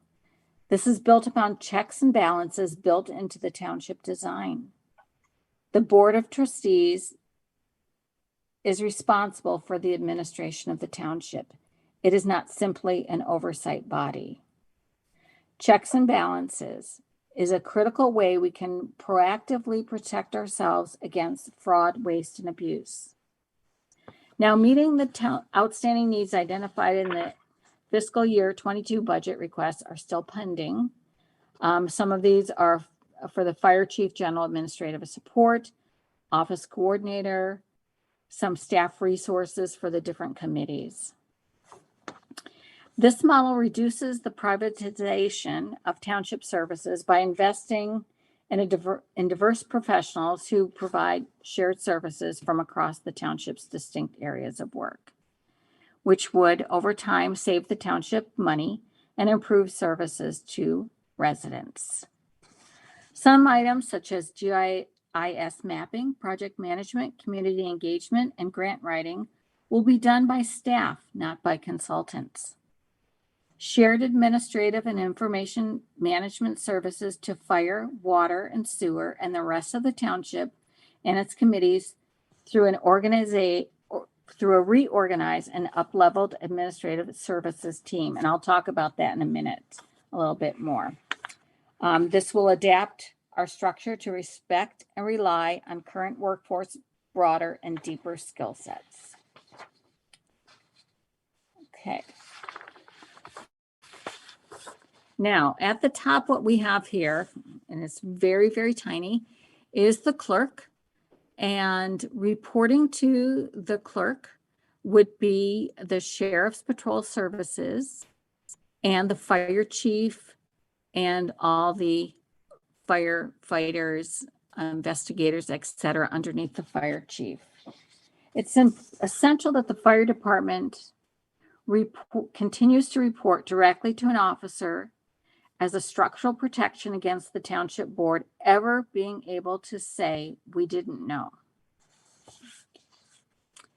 Also reporting to the clerk is the finance director and the finance manager. So that is a continuation of what is right now. The treasurer will have a deputy treasurer. As you may know, we have a retirement coming up. And we do have an assistant assessor that right now is providing services as a deputy treasurer. The new deputy treasurer will be a new position and more formalized. The deputy treasurer in this case will provide support to the treasurer, will process daily mail and drop box cash receipts. They will maintain accounts receivables and provide support to the utility department as needed. And this will be a regular full-time position. Okay. Reporting to the clerk, the supervisor, and the treasurer altogether will be these two new roles of administrative services manager and human resources. The administrative services manager will be also a regular full-time position who will assume the sole responsibility for functional areas of service and will coordinate and implement program planning and define staffing requirements, resource allocation, and identification of future resource needs.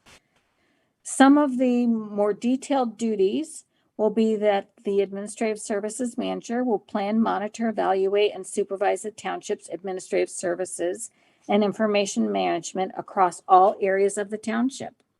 So what you see there is the administrative services manager has reporting to that individual, the office coordinator, administrative clerk, and IT managed services, which actually is a consultant or contractor.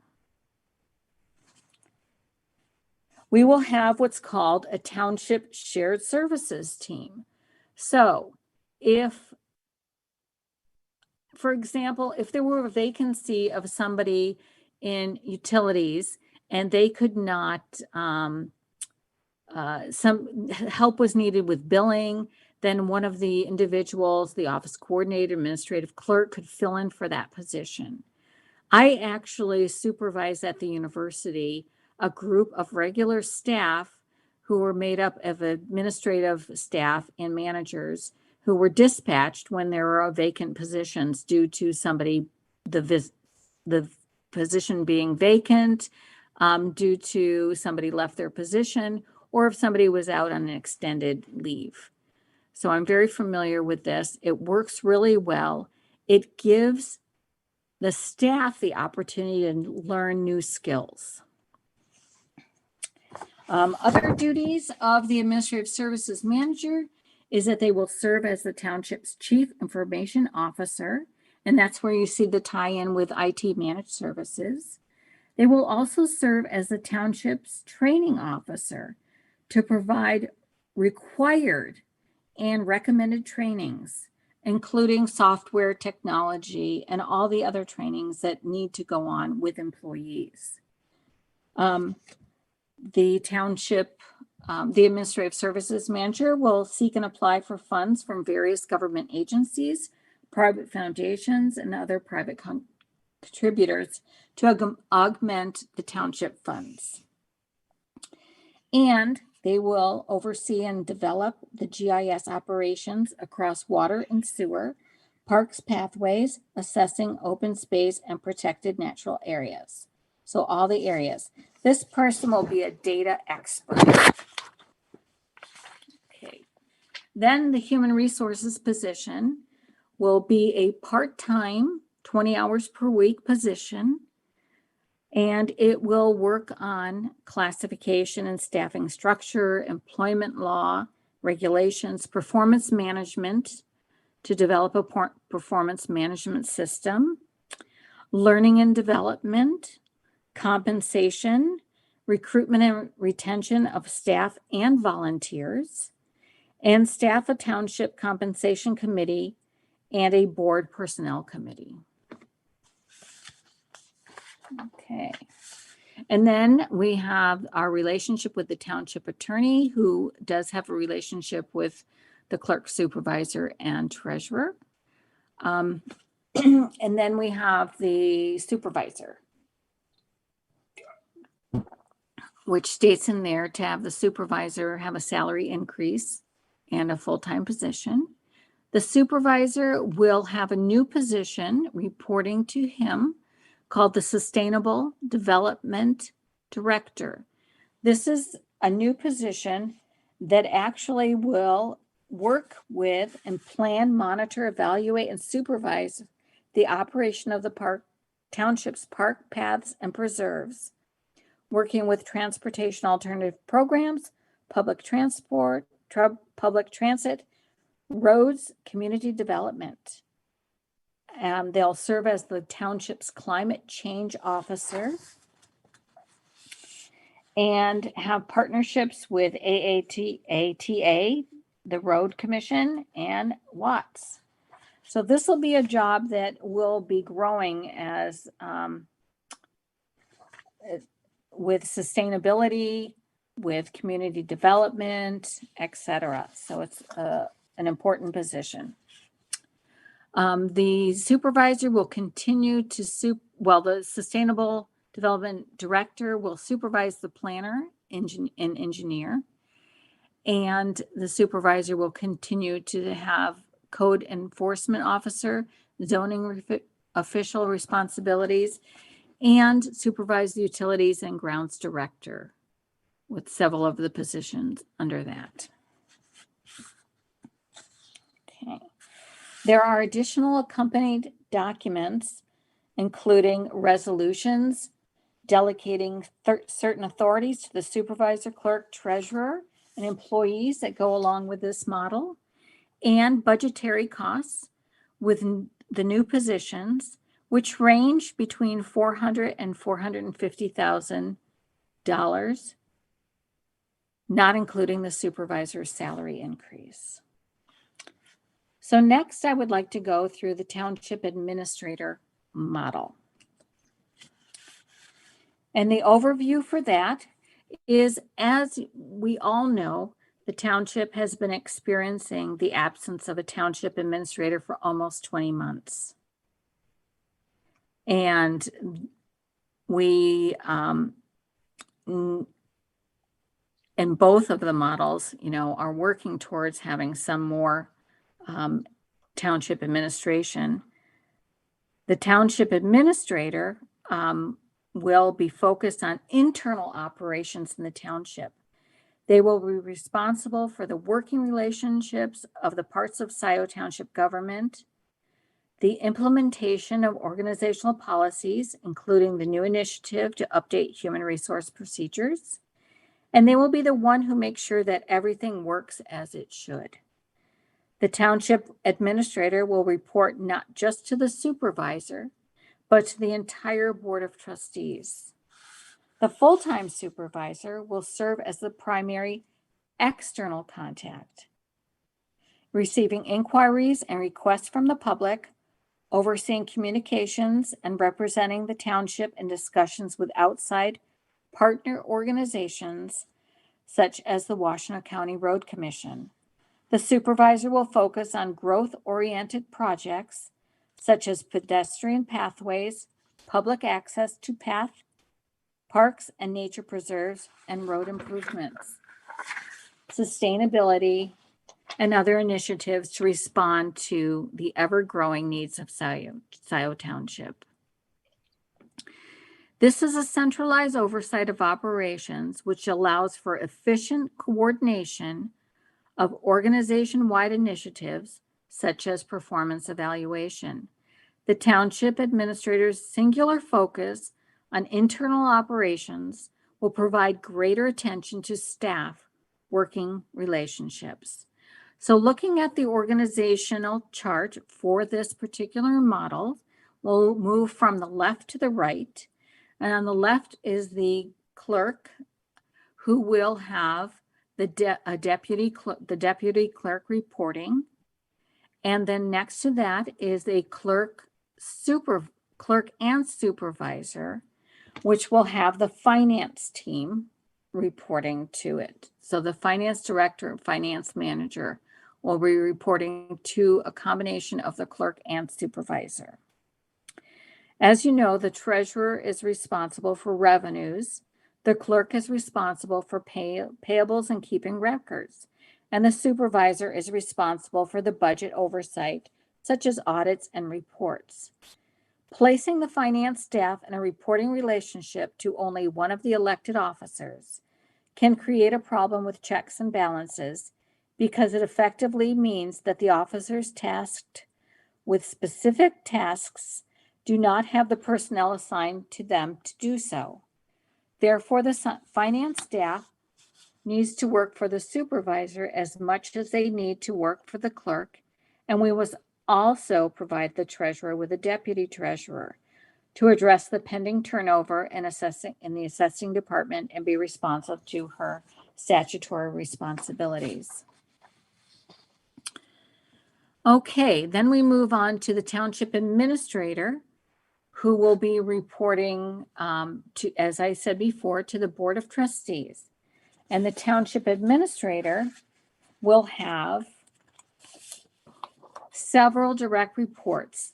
The township administrator will have the fire chief and the associated 9 full-time equivalents and 10 part-time individuals.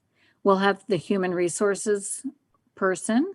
We'll have the office coordinator and one other office employee, and we'll have utilities reporting, the utilities director with 6 full-time equivalents, and will be the person that will work with the contractors, the sheriff, planning, engineering, and IT.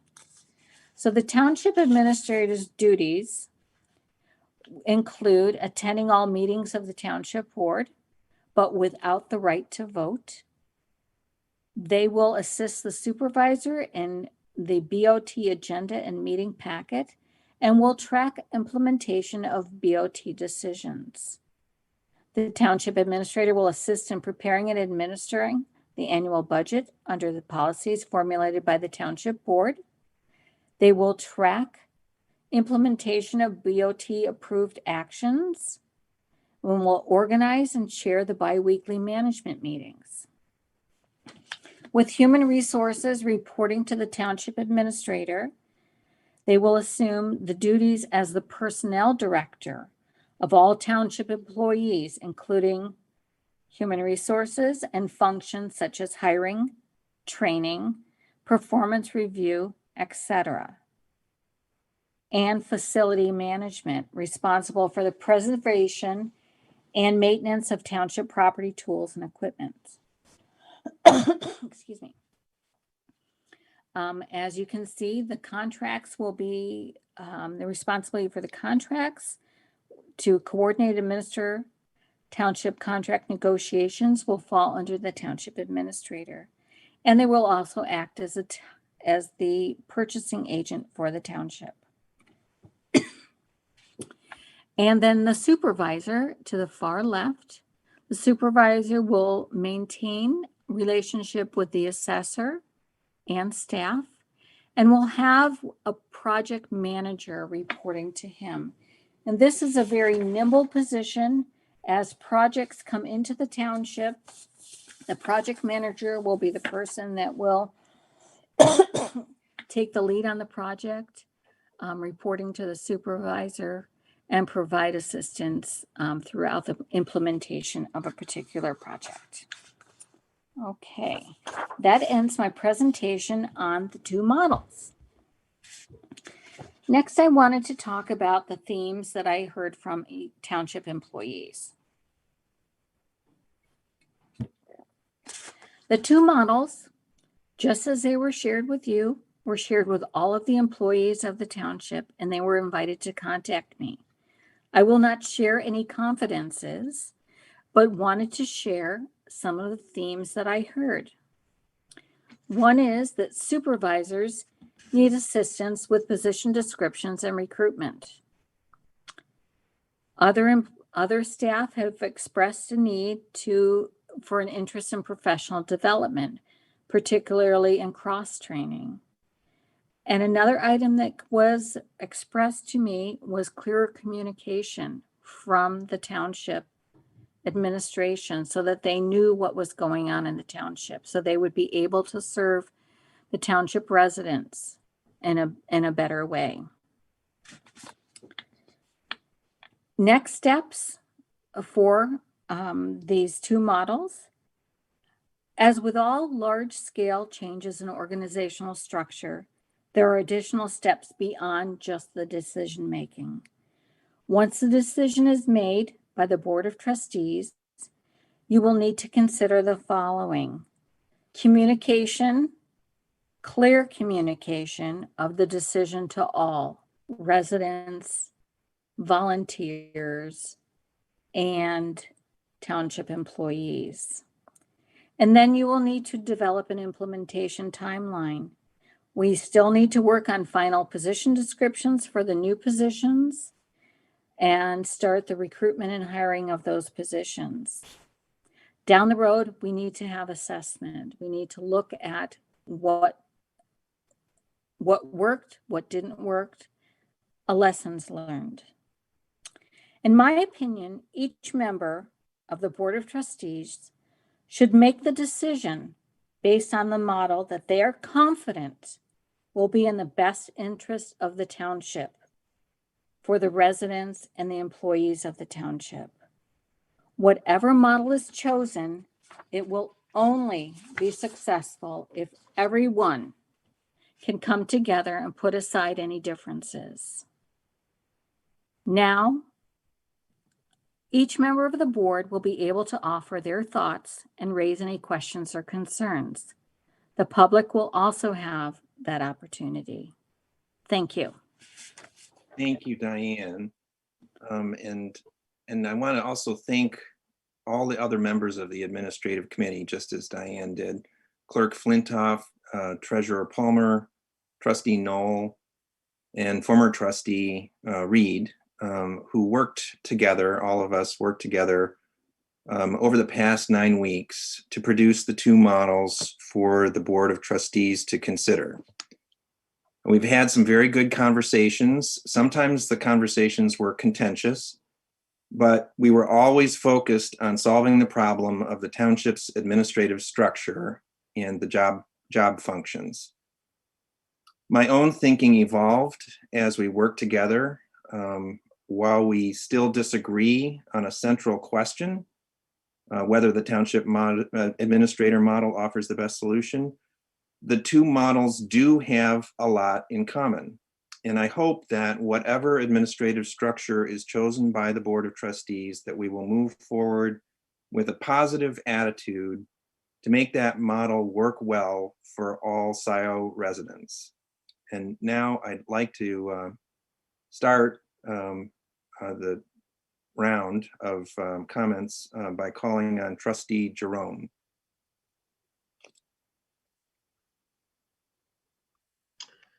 I just want to thank the public. I want to thank the trustees especially the employees of the township that participated in the survey and spoke up, as well as the administration committee for all their hard work and participation in developing these different models.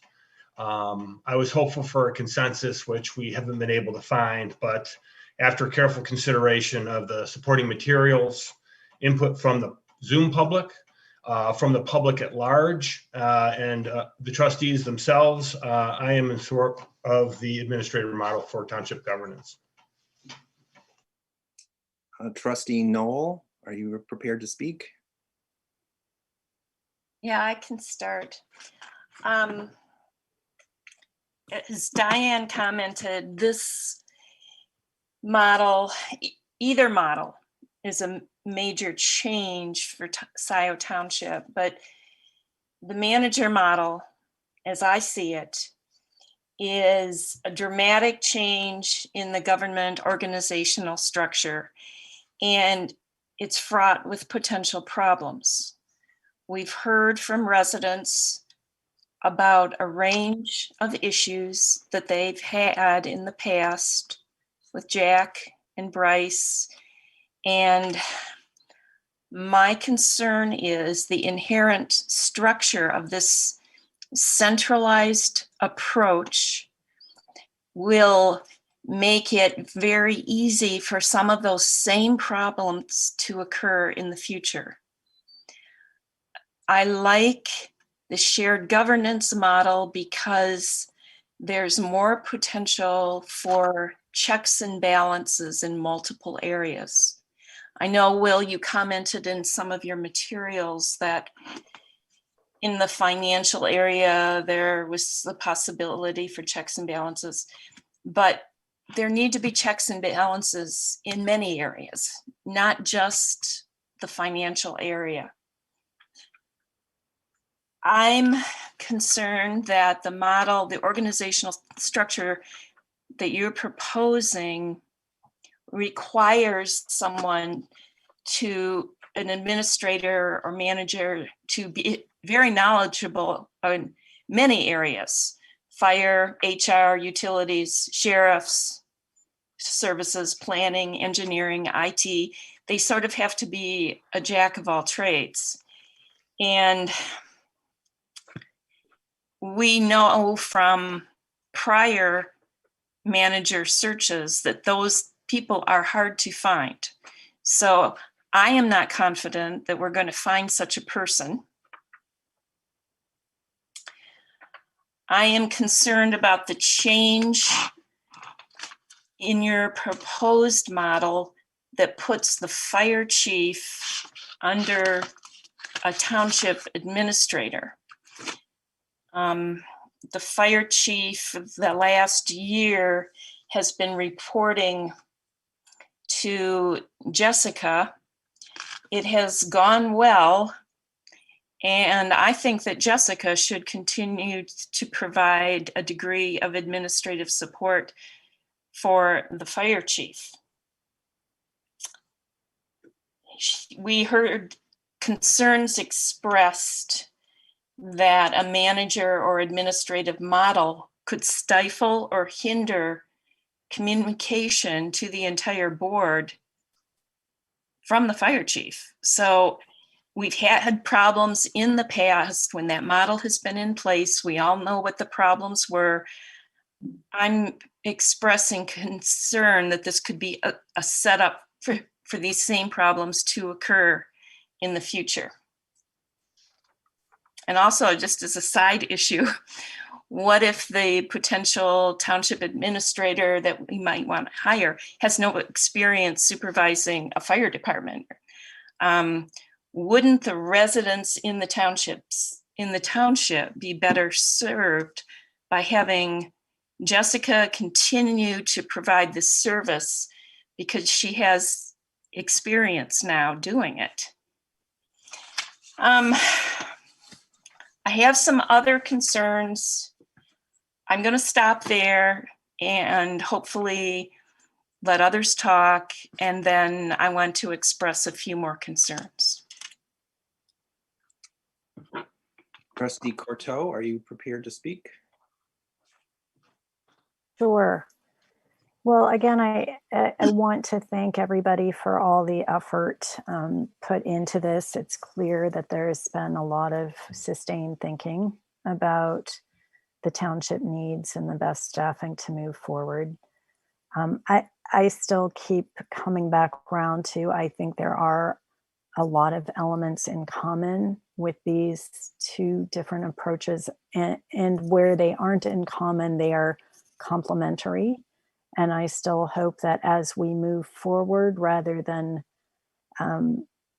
simply embracing one, we can still continue to think about what emerged in each model that were strengths that we could continue to embrace going forward. I do like, for instance, the real detail given to the sustainable development and community planning position. I think there are some very good strengths there. I do think many of the functions of the administrative services position proposed are needed. And yet I'm still wondering about two of the initial goals that I saw in this process were the need for continuity and the need for implementation of the board, for really following through to make sure board decisions get implemented. And I'm still not seeing exactly how that's happening in the shared services model.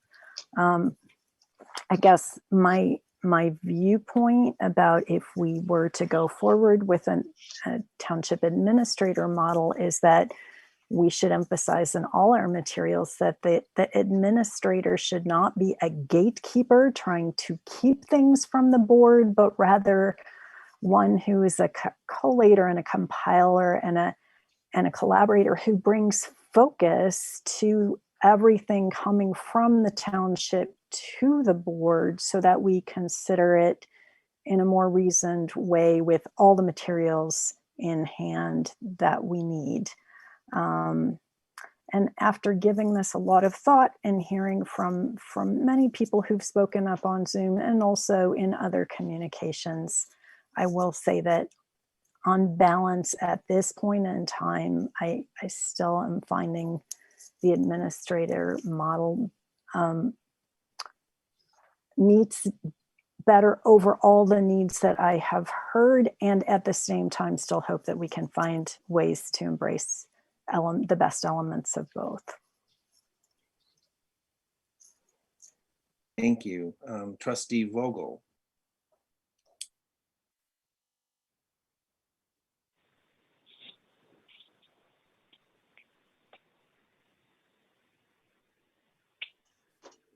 So my sense, being around the township for a few years, is that we need someone, there was a phrase used earlier, kind of center of gravity. With the growth in this township, I am missing that very seasoned, experienced, knowledgeable, township knowledgeable person who can help us, partner with us to manage the work of the township.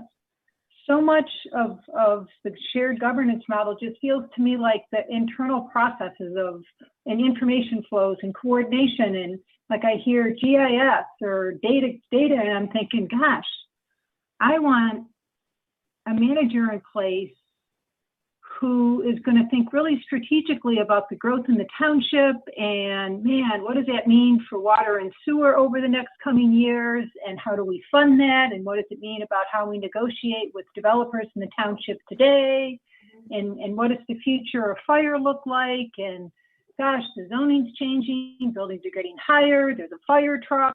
I want someone who brings a strategic perspective, rolls up their sleeves, knows how to go after big money to help make lots of good things happen in the township, the federal funds and the like.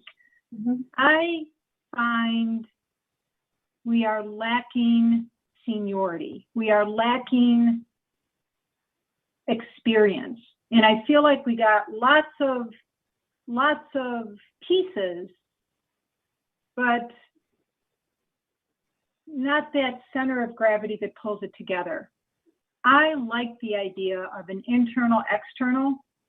God, I had such prepared notes and thoughts, and I feel like I'm rambling.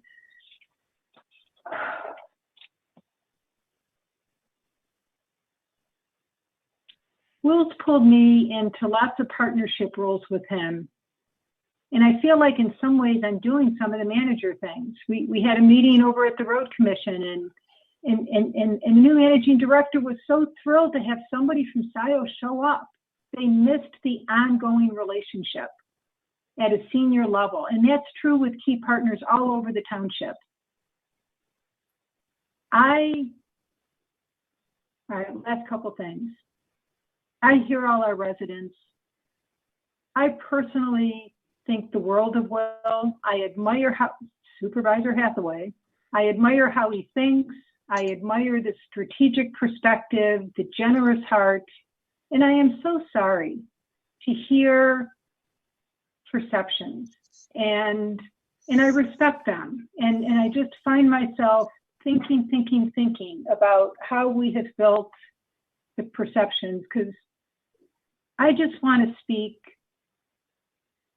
to the strength of the individuals on this board and whatever. I'm not going to go down that road right now. What's my last point? My last point is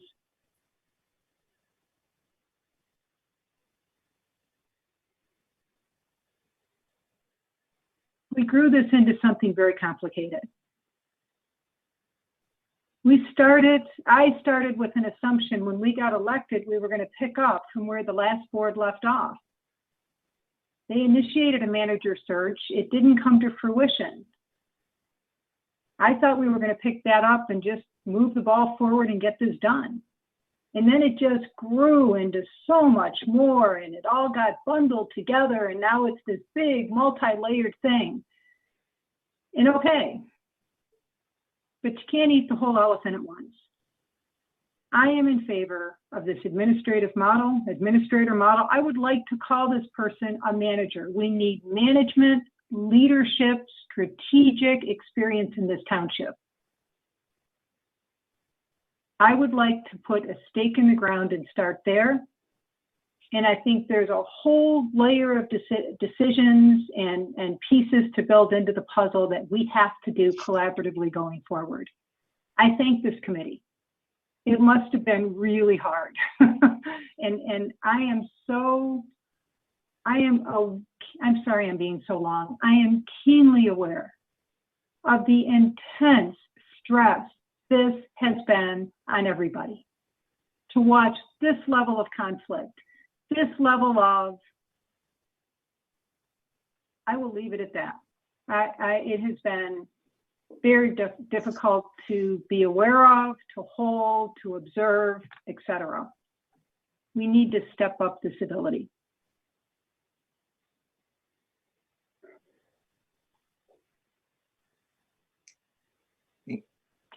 That's all I'm going to say right now. Thank you. Clerk Flintoff? Sure.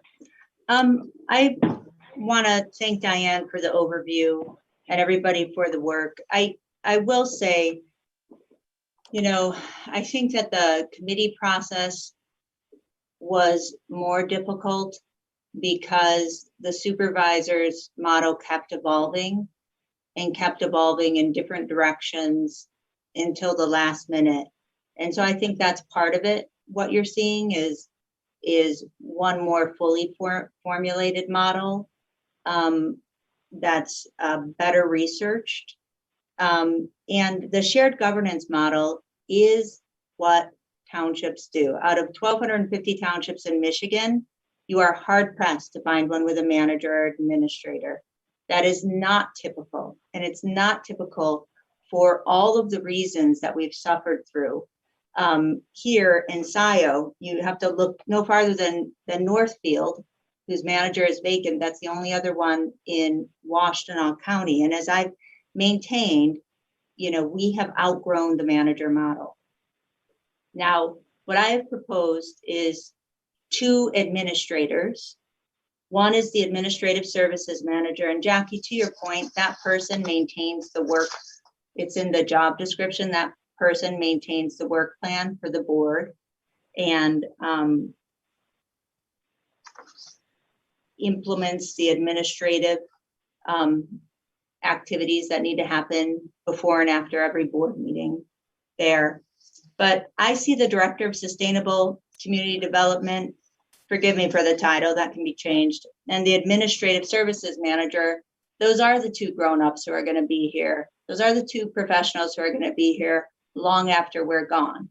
And so I see that as building capacity, saving funding. We outsource so many things that more professional staff could do. Grant writing, GIS, we're about to have none available in-house when Jim Murdy leaves, and we have statutory responsibilities to carry it out. So our OHM bills just keep going up. We pay Carlisle Wortman and OHM for things that we should be able to do in-house. And so I guess I would just say, as somebody who has done a fair amount in local government and bringing down big federal funds and things, like we need more people who are able to jump in and work and get things done. So I think we're all in agreement here. I just see this more as 2 administrators rather than 1 administrator. I also think a lot of the feedback, the reason why neither of these came with recommendation was because Diane was doing a very good job of being Switzerland, and we never put it to a vote. We never forced it. But there was a lot of feedback in the committee on the administrator model, and a couple pieces very significant that weren't taken into account. That the number of people reporting to the township administrator is way too high for somebody to be able to effectively manage. Secondly, if COVID has taught us anything, we need to have more of a direct connect from the fire chief to the utilities director.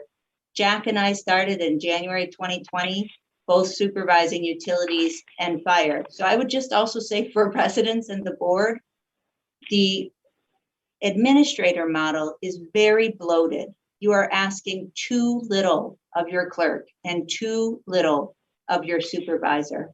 Now, do I want anybody working 60 hours a week? No. Do I think it will get easier when people are able to be here in the office and coordinating and more efficiencies? Yes, I do. I think there's a learning curve. I think COVID is a terrible time to start a new job, but I think that there is way too little on the clerk's plate and way too little on the supervisor's plate under that model. I think it's bloated. So I also want to share, and this is a true caution. The resolutions delegating certain authorities, those are probably the most important documents to look at. The org chart and the resolutions delegating certain authorities. And as a board, I really urge you to make sure you understand what's on there, because what's being proposed under the administrator model is not going back to a status quo we had, is not picking up where the last board left off, Jane. It changes a lot, and it changes a lot significantly and in ways that I'm not even sure that the supervisor fully understands, frankly. I want to say one major change, and my concern for staff is that it delegates the hiring and firing away from the board down to the administrator, to certain directors. It's different for every area, but as you read through that, the hiring and firing would be delegated. The township board has never delegated that authority. Now, that doesn't mean that it doesn't come with recommendation, a final approval, but I believe very strongly that that authority needs to stay with the board. I know Jim Fink is here, but I would ask him to look at that. We would have to adjust certainly our personnel handbook. I don't know if it conflicts with the CBA. In terms of the joint supervision of the finance director and finance manager, A question I have for the supervisor is why? I understand once a year, you prepare the budget. We share staff all the time. You know, is there a problem? Is there a lack of access? What problem are you trying to solve? But I also think, Jim, I have a hard time. I can't believe that that's actually legal, the actual authority cited. The cited authority is the Uniform Accounting and Budgeting Act. And Jim, feel free to hop on here. But this is a problem because there's a couple clauses in that resolution there that I just think are legally incorrect. And I don't know where our township attorney stands, but they're important paragraphs. They're the paragraphs that state that whereas MCL 41.65, that the supervisor has certain authorities under the budget, and that the supervisor may refuse to delegate those authorities to staff. So chapter 41 is the chapter of the law that talks about townships, the duties of the board, officers, all of our jobs. And then there's another chapter, chapter 2, the Uniform Accounting and Budget Act, which talks about how counties, cities, villages, townships, school districts, every local unit of government must do certain accounting and budgeting functions throughout the year. And so under the Budget Act, typically a township clerk is delegated by resolution in the budget process as the chief fiscal officer for the year. We just went through this, remember, with our budget adoption, and the supervisor by resolution as the CAO. But I have to say, anything delegated by resolution by the board is not a statutory duty. So this is really a legal question. I would just say, Jim, have you signed off on this? Because I'm sure it hasn't come up before, but I cannot believe that this is legally proper. Hi, Jim. I'm not prepared to answer that specific question tonight, and so I will take it and I will get back to the board. Okay. And the last thing I would say is, you know, I really think that we shouldn't be asking less of ourselves, particularly without the consultation and input of staff. When we have Bellman, when we have water rates going on, you know, Will, you say you're interested in growth and things like that. I don't see how you achieve that without also having some operational connection to our planner, our engineer, and our water and sewer system. I mean, so much of this is wrapped up in that. And I'll say too, I think your numbers are low. I told you this. I know they weren't incorporated in the budget estimates. You know, Jack and my last negotiations with the last township manager broke down. I gave you the details on that, but there's about a 6 to 12 month severance package we can plan on because they last about 4 to 5 years, and car allowance and all of that. So I would estimate it's about $70,000 more in your model than our others, than the shared governance. So that's all. Treasurer Palmer, are you prepared? I am. It's been a long, hard road. And having been on the previous board, it was difficult with the last manager because we did not know how ill this man was. And he was a man that never said no. So many of the things that have been referenced, I feel were the result of that. Enough said. I too have appreciated, even though sometimes it was difficult, the input from the citizens. It's so good to see citizen involvement. There's been many, many, many years and meetings where there would be nobody there. So it's good to see that interest, and I'm glad. I thank everybody for trying to understand all of this, both models. I too still want a single person in the house. I like pieces of the one model, which is reflected in the administrator model as well. So having said that, and express my thanks again to everyone,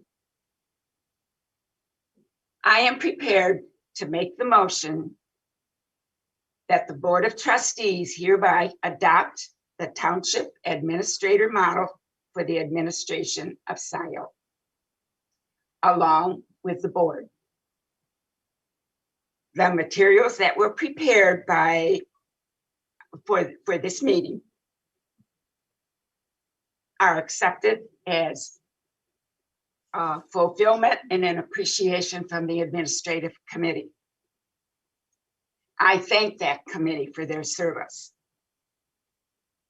The various new positions to be authorized and the related delegations of authority are to be refined further and are hereby sent to the township's new human resource consultant to be prepared for a future special Board of Trustees meeting, as would be scheduled by the supervisor.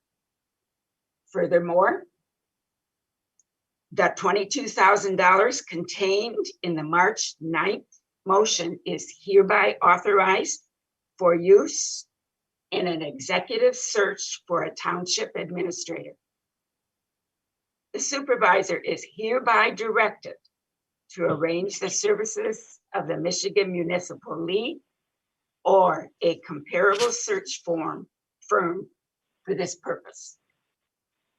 Now, it's a very detailed motion, but it explains why and where I'm coming from in supporting the administrative model. And that is a motion I'm putting before the board. There's a motion by Treasurer Palmer. Is there support?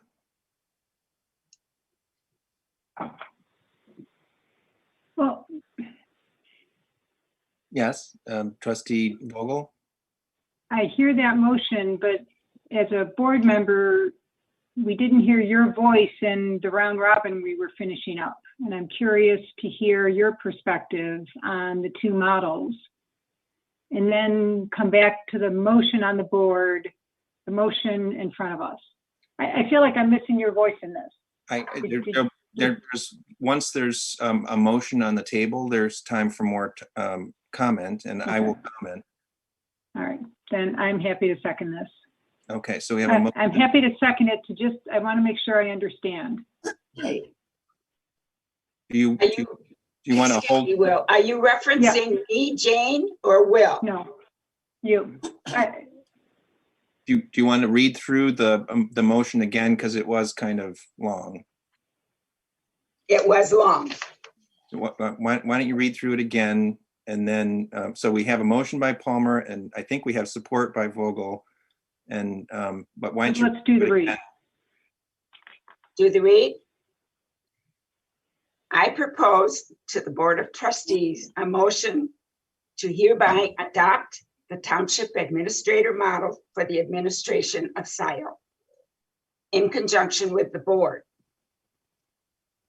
The materials prepared for this meeting are accepted from the administrative committees, and I thank them for their service.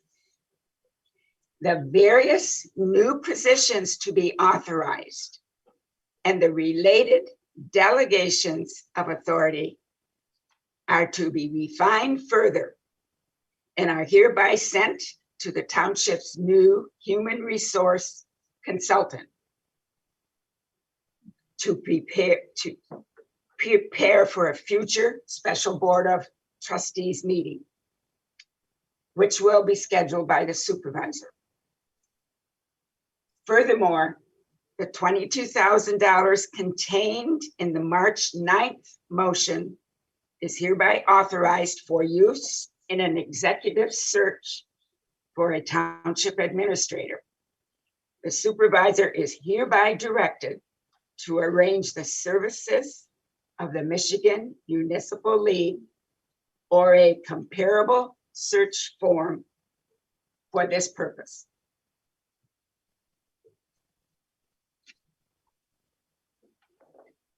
Jane, did you have further comment?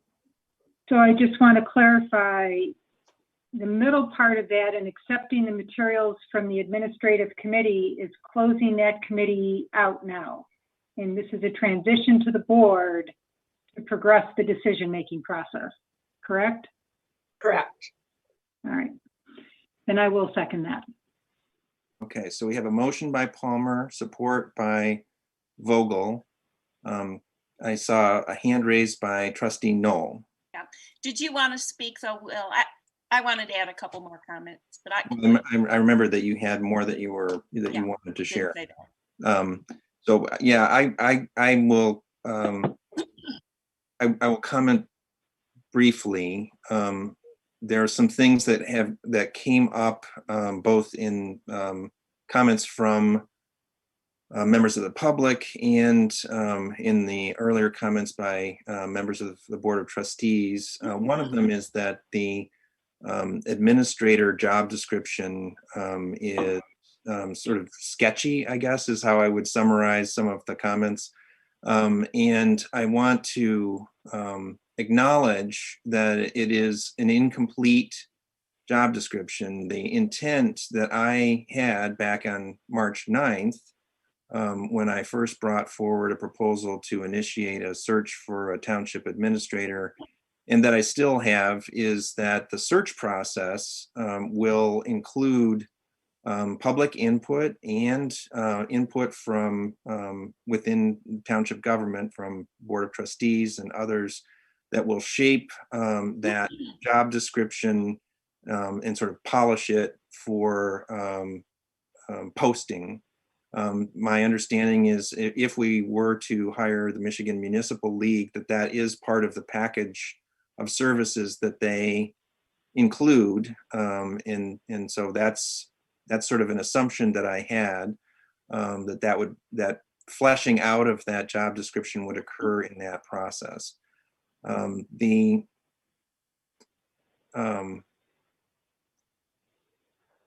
were a lot of other comments made about sort of things that are included in the resolution, or the resolutions, I guess I should say. And one of the things that I appreciate about the motion that Treasurer Palmer has put forward is that it acknowledges that, these things are still sort of rough. And I think also that because so much of the work was done in the administrative committee, we missed the opportunity for more input from some of the boards and commissions. In particular, I'm thinking of Parks Advisory Board, Transportation Alternative Planning, and to some degree the Planning Commission, in terms of shaping, in particular, this position that we've called a number of different things, to manage projects, to work on sustainability, is broadly defined. That position, I think, really could benefit from more input from some of those groups within the township. So I think that's important. I know the idea of the treasurer, and this is, this I guess goes to comments about sort of the evolving proposal from in terms of the township administrator model. New information emerged in the last few weeks that I was trying to respond to. And so, for example, when I included a deputy treasurer position sort of late in the game, in my proposal, it was a reaction to the fact that we need to have a deputy treasurer in order to support the treasurer. It's a statutory requirement that the work that has been done for the treasurer has been done by people who cannot continue to do it. And in some ways, it was kind of a jury-rigged kind of operation to have them do it in the first place. So I think in some ways, this is a solution to a kind of a longer term issue than I had realized up until a week or so ago. But that hasn't really been worked on enough to be sort of rolled out. I think Treasurer Palmer would agree that you know, there's more work to be done on sort of thinking through what the deputy treasurer position would do, how it would function. And so there's lots of aspects of this that will benefit from Diane's expertise in HR, both in sort of formulating positions, but also in sort of posting positions and structuring processes for evaluating candidates. So I think this is in some ways a way of sort of, you know, cutting the Gordian knot.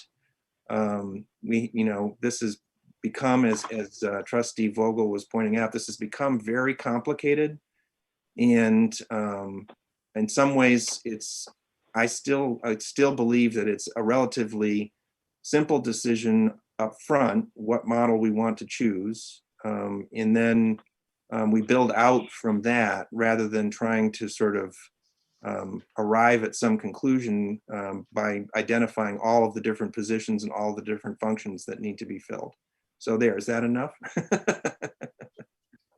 And Trustee Knoll, you had asked for a turn to speak. Okay, I just want to say that I have problems with some of the delegation of authority in the administrator model, particularly in the resolution. And I had asked Jim Fink some specific questions on the Uniform Accounting and Budgeting Act, and as it relates to some of the authority that you appear to be taking. So if we are agreeing on a model tonight, I don't know if we are, but this resolution assigning certain supervisory and human resources functions still needs to be reviewed by our township attorney. Yes. And okay, so we are not, okay. No. I just want to have clarity on that issue, because there are still some issues in this resolution and questions that I have. And I want to make general comment to all the board members. You know, the board, the power of this board rests in the entire board, with the entire board.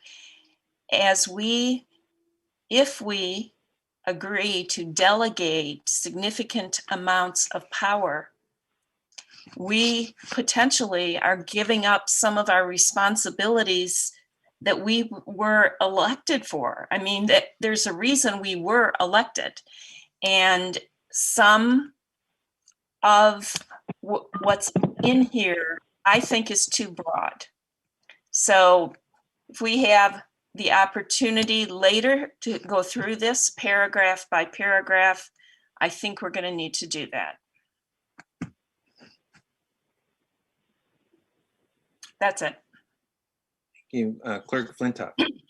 Sure, a comment and then a question. I just pulled out the MML brochure that they did for us in 2016, 2 manager searches ago. And they did the process for us. And it's very similar to what, you know, Matt did for us 2 years ago. And, you know, I want to say, I know this was in 2016, so maybe things have changed. And they went through a whole process with the board, and we're going to vision together and do all this stuff. And then the ideal candidate. I'm underwhelmed. To be considered a qualified applicant, respondents must first have a bachelor's degree in business administration, public administration, or related field. A master's degree is desired, and 3 or more years of experience in local government management as a township or city manager, assistant township, or department head, and must have knowledge of supervision, HR, budget, finance, public utility management, etc. And that was the same thing with Matt too. I was so underwhelmed at the frankly substandard qualifications that we could ask for in a manager, and being posted at 110, 120K, plus these extraordinary benefits and severance packages, which I think we've been required to pay out, what, 2 out of the last 5 severance packages we've been bound to, and negotiations broke down. Jack and I worked together with Lynn Ladner, trying, and these really posh, bloated, benefits packages go along with this. And I just want to point out the administrative services manager and sustainable development director both required strongly, prefer masters in relevant fields and at least 7 years of experience. So I just want to say, when we're talking about seniority and experience, I think that we are not going to get the kind of person that you think that we're going to get. People who are really good at municipal administration don't apply to be township managers. They apply to be city managers. They apply to be county administrators. They apply to places where it makes sense and places that can pay more. And so again, dig through the piles and piles of we've used expensive recruitment firms twice before, but I haven't seen a definition of what the person would be doing. I have seen only taking away duties and responsibilities that, frankly, the people of Scio, we're a tremendously educated population, and they should expect the 7 of us, and the 3 of us in particular, to have a lot of responsibilities and have a decent number of responsibilities. I'll also say it's unprecedented to be considering increasing the supervisor, clerk, anybody's salary when we're at the same night taking away responsibilities, effectively taking away responsibilities. And I'll have to clarify with you, Donna, on what the motion means. I started typing it because I want to make sure I have it right, but what is included in the model, because we part of why I specified what's included in the proposal so much is because there's things that would be included in our rules of order, put in the supervisor's job description, things that are tucked away in a resolution here and there that need to be sorted out. And so I would say, what do we mean? What do you mean, Donna, by the township administrator model? And then my question to our attorney tonight is, if we were to move ahead with a motion that sounds a lot like what Donna just said, does that have the meaning necessarily under the statute of manager under chapter 41? And does that not matter? And I ask that just because, as you all know, the township board may employ a manager or any number of employees to do whatever we need them to do, with a couple of exceptions. So I just want to be clear, does that necessarily mean manager? Because that if we do in fact officially have a manager, then that changes the whole calculation for the org chart and everything. So I guess it goes back to Donna, when you say you want to adopt the township administrator model, I don't understand what's being adopted. Are you saying to go forward with 1 administrator instead of 2 administrators? You have the same paperwork presentation that I'm going from. Mm-hmm. So you don't need to ask me that question, Jessica. You've got it before you. It's the presentation Okay, for a township administrator form of management. The And way, all this in there. what, and Donna, one part that I didn't hear, what was that clause that you said with the board? I missed that part. In conjunction with the board, because that's was very clearly mentioned several times this evening. That I want the public, I want the board to understand, we're not giving carte blanche to a person to run the township. That person will be the central figure. And what is done is in conjunction with the board. We still will be supervising. Now, maybe the choice of words was, No, nothing wrong with your words. I was just seeking clarity, Donna. well, I'm just trying to keep this simple. We've got so much resolution, wording, etc. I want to move forward. The motion is directing us to move forward with the administrator type model. And it states in there, the various new positions are to be authorized as presented, and related delegations of authority are to be refined further, because we don't know until we sit down and start preparing, first of all, the requirements and the proposed ad, for better choice of words. That's what that phrase did. We can't do it all tonight in one motion. This gives us the direction, and then we move from there, and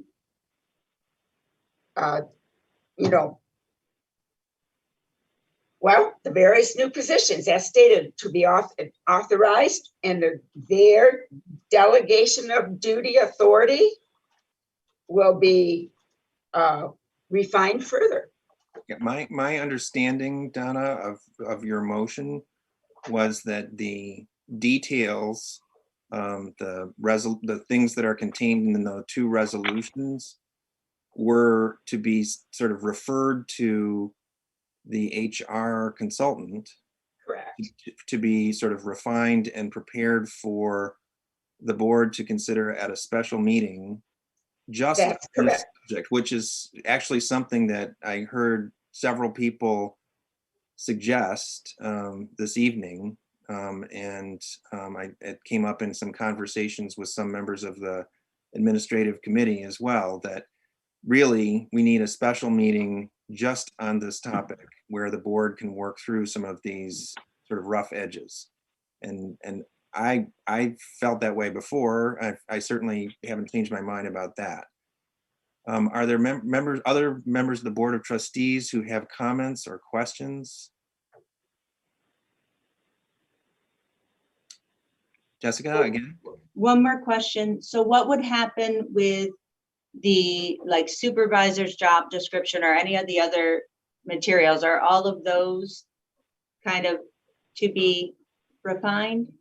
Is anything set by this resolution, by this motion? I'm not trying to be silly. I'm trying to be clear, because we have so many, because I think, we've talked about okay, well, let's move forward on, this HR piece or this sustainability piece and get input from commissions or not. And then it's no break, we got to do this thing first. And so I just want to know what part is set.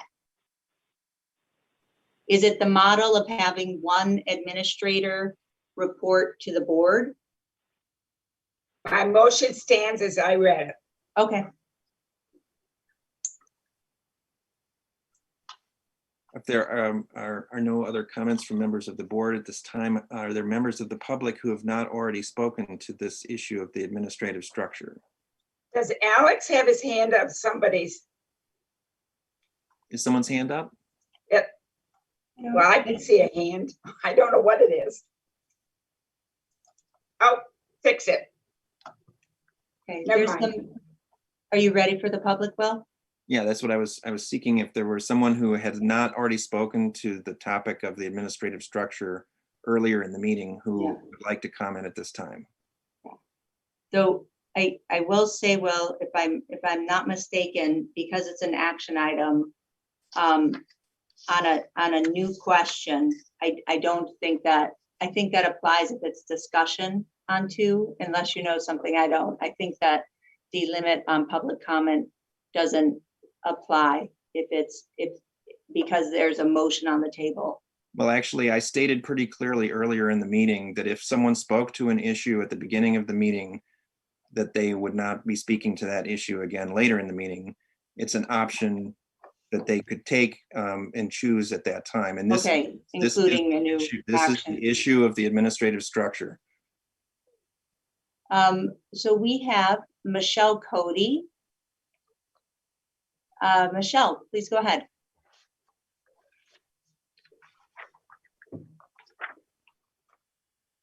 Michelle?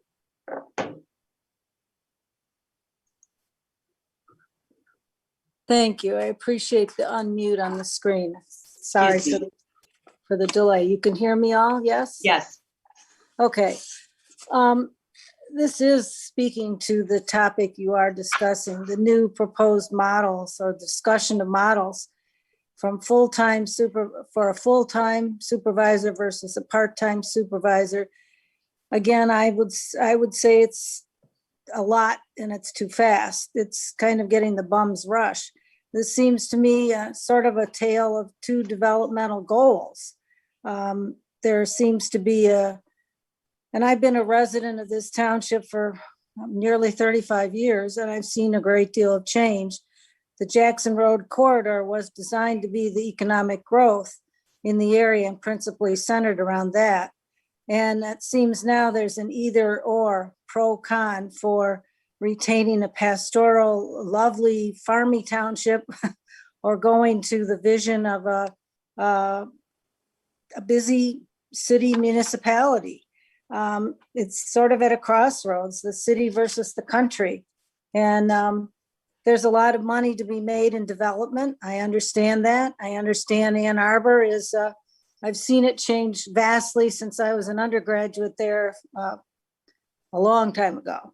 But it was quite a very charming town in 1971 when I was a freshman at the U. But it comes down to what is happening to this whole area. There seems to be a huge movement to development with and giving rezoning and variances and paving over paradise, so to speak.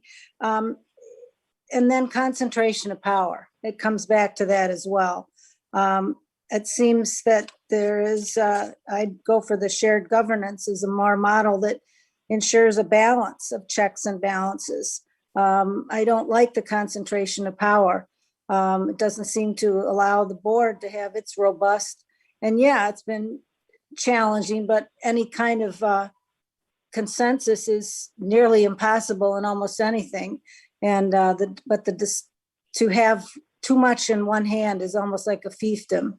And we've seen big government pros and cons in our lifetimes, all of us, I'm sure, on the national scale as well as the local scale. But I just feel that you need the oversight of the board and more and less top down. Mm-hmm. So you just say, what is the vision? Preserving the rural charm or developing into a wall-to-wall developed community like Birmingham or in Oakland County or Ann Arbor. So I also come at it from that perspective. So thank you. Thank you, Michelle. Next up is David Reed, followed by Daryl DePestle. David. Yes, can you hear me? Yes. Oh, good. David Reed, Scio Township, 713 Merlin Way. I have to say, I was initially a proponent of the township manager model when I ran with the slate of 6 folks for township board, 4 of whom sit on the board tonight. over the last year, though, my thinking has modified. I've reflected on my 16 years working with the township, 11 years on the board, about how the township model, the township manager model has failed to keep the township informed and keep the township moving forward. The problems we face today are because of a lack of communication between the township manager and the board. And I fear the same will happen.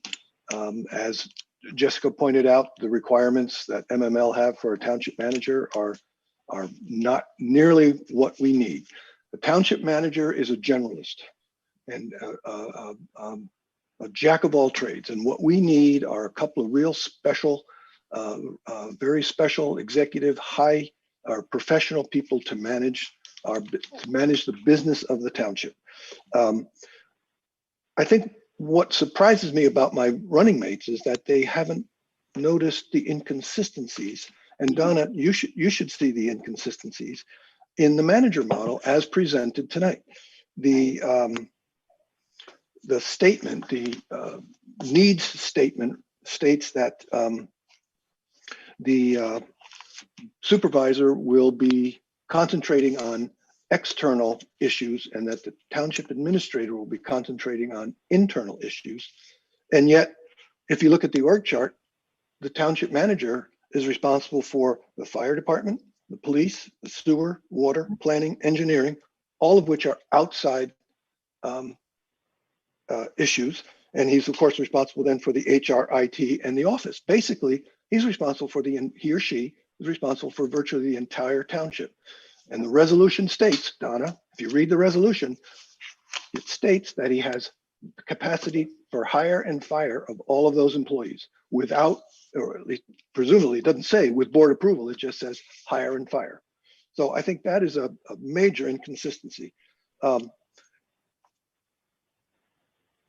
Also, part of the job description of the township administrator says that he or she will be the personnel director, and yet we're calling for an HR person. So which is it? Do we have an HR person or do we have a personnel director in a township manager? You can't, basically, that won't work. Plus, in this model, there is no job description for the HR or the project manager. And with this model, you have to understand that the board is giving up significant power. And I just look at what happened just now. The motion was made, or the suggestion was made, that we allow the public to speak, and the supervisor, Fiat, said no, they cannot speak.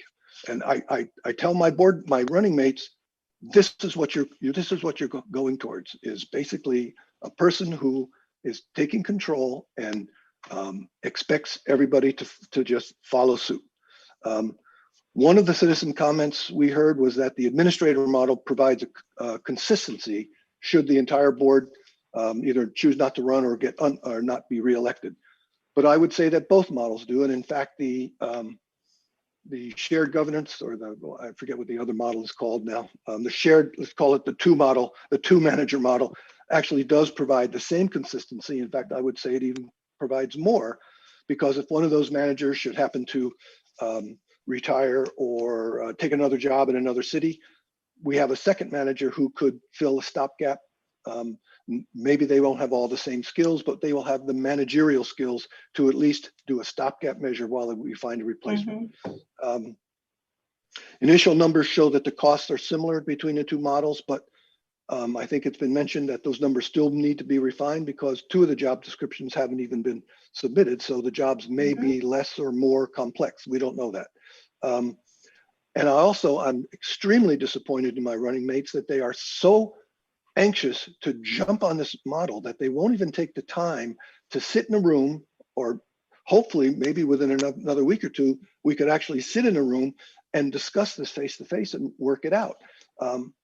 You guys need to have a working session where you discuss this and discuss the two models in the cold light of day and hash out the differences. You can't do this in this type of environment. I mean, already it's 10:30. We've been going at this now for 3.5 hours, and just now at 10:30, we're getting to the meat of this subject. This should have been the very first thing on the agenda. Those committee reports and all that stuff, that was wasn't necessary. This should have been the only item on the agenda, but no, that's not the way it was. This is not just a discussion about Model A or Model B. This is a discussion about the future of the township, the organization, responsibility, and control of the township structure. And the model as described, the township administrator model as described, takes away virtually all of the control of the township from the board and gives it to the administrator. I'm done. Thank you, David. Next up is Daryl DePesto. And Kathy, Trustee Noel, can I remind you to keep track of time, please? She's on mute. I was aware of time. I was giving David the respect of also being a committee member and longtime trustee. So thank you, David. Daryl DePestel. Yep. Can you hear me? Yes. Hi, Daryl. Yeah, Daryl DePestel, 6821 Bridgewood Hills, Scio Township. I will be brief. I want to thank everybody on the board for your time tonight. I know it's been a long night. Just as two comments really is one is, you know, I do think just in listening to all the public comment tonight, it does seem that there is a bit of a rush to push this through. And that's not completely clear to me, not sort of sitting on these meetings day in, day out. So that's just something that sort of just strikes me as a sort of more casual observer of a township business. Diane, I think, did a great job of diligent overview and providing, you know, job descriptions and roles and responsibilities. And maybe this is a little bit in the weeds, but the previous public comment by Michelle, I believe it was, she kind of hit a few things that sort of just struck my interest in terms of, you know, roles and responsibilities. And perhaps this is, like I said, getting in the weeds and not warranted tonight, but it would be interesting for me to understand from her perspective as well, you know, who is responsible in this new organization restructuring for code enforcement and conditional land use oversight, right? So lots of stuff going on in that space. And Michelle spoke a little bit to the development and which direction we're going in. So with that, I'm just going to leave that on the table. And if you choose to acknowledge it, great. If not, hopefully we'll have the opportunity to discuss that in the very near future. Thank you.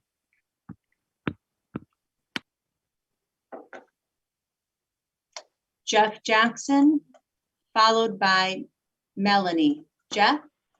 Thank you, Jessica. Jeff Jackson, 4910 Dexter Ann Arbor Road.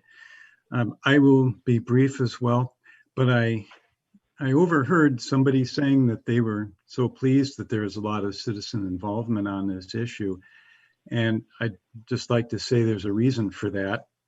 And one of the reasons is the experience with a previous manager. With all due respect to the incoming members of the Board of Trustees, I'm not sure you understand how much bad feeling was generated by the actions of that manager on some particular issues. I suppose I should thank him because he turned me into an activist, and that's why I'm on this meeting tonight, listening to all of this.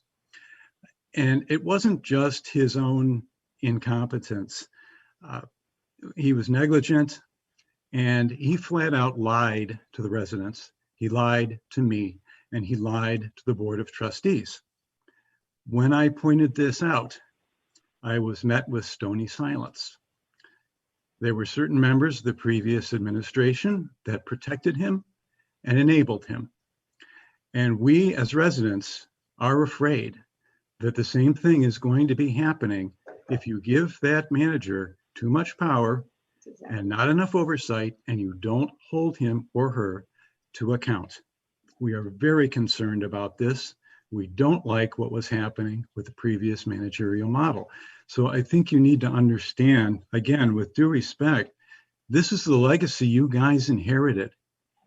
And I wish that a few of you had been more in tune with the last few meetings of the previous administration, all the people who spoke up and were unhappy with the bad taste they left in our mouths on a couple of particular issues and the way they simply enabled the previous manager to behave badly. So I am not saying I am against any particular model that's been presented tonight, but I do have to say, please understand where we as residents are coming from and what our concerns are. And we'd really like to have some assurance that this time it's going to be different. Thank you. Great. Thank you, Jeff. Next up is Michelle, followed by Melanie, followed by Janet and Paul. Melanie?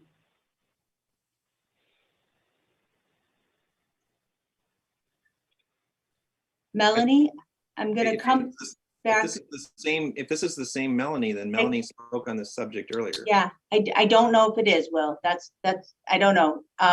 Melanie, I'm going to come back to you. You're still on mute. Next up is Janet and Paul, followed by Bill Stein. Janet and Paul. This is Janet, and Paul and I are at 1410 South Z Road. And we've been listening intently on this subject. And I also would like to say, I'm probably going to repeat some of what others have said, and I'm sorry, but I think it's important that we reiterate that. But I just wanted to acknowledge that I know what I am saying. I also feel that this is a subject that should have been right at the beginning. I have attended many Ann Arbor council meetings, and it seems like those things that are extremely important to your constituency, it's always put at the end or towards the end, and people get tired and people leave, and consequently the public is not heard from. So having said that, looking at both models, I have some real concerns about the top-down model. This one administrator, and having lived here for over 20 years, and also experiencing what happened with previous administrators and how we, the public, have felt that we were burnt and not listened to and not respected by.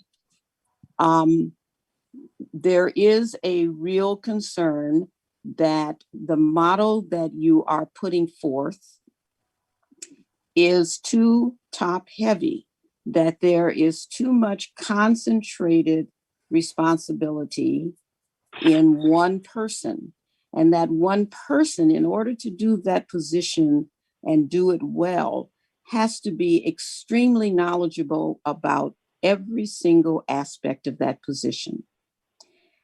Somebody just ahead of me said something about your relinquishing and enabling or the previous administrators or previous managers being enabled by the board. I see that as a real fear. And frankly, I'm seeing that happening in front of me right now, that the decisions that you are about to make in terms of giving up the responsibility that each one of you have been elected to do, you are going to enable a one person to just simply take over. My second comment and fear is 30 seconds.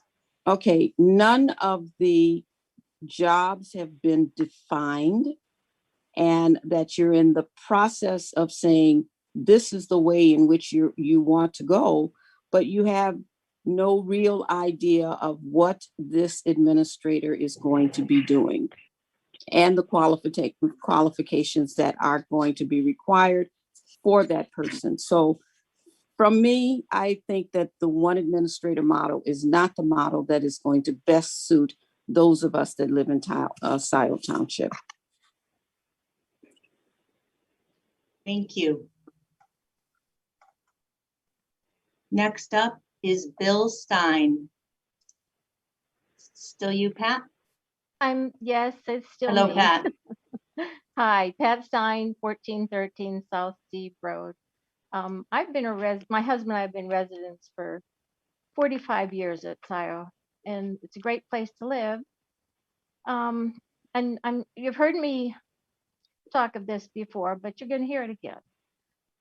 The previous board consisted of a manager. Well, he actually wasn't on the board, but you know, it took us 3 years.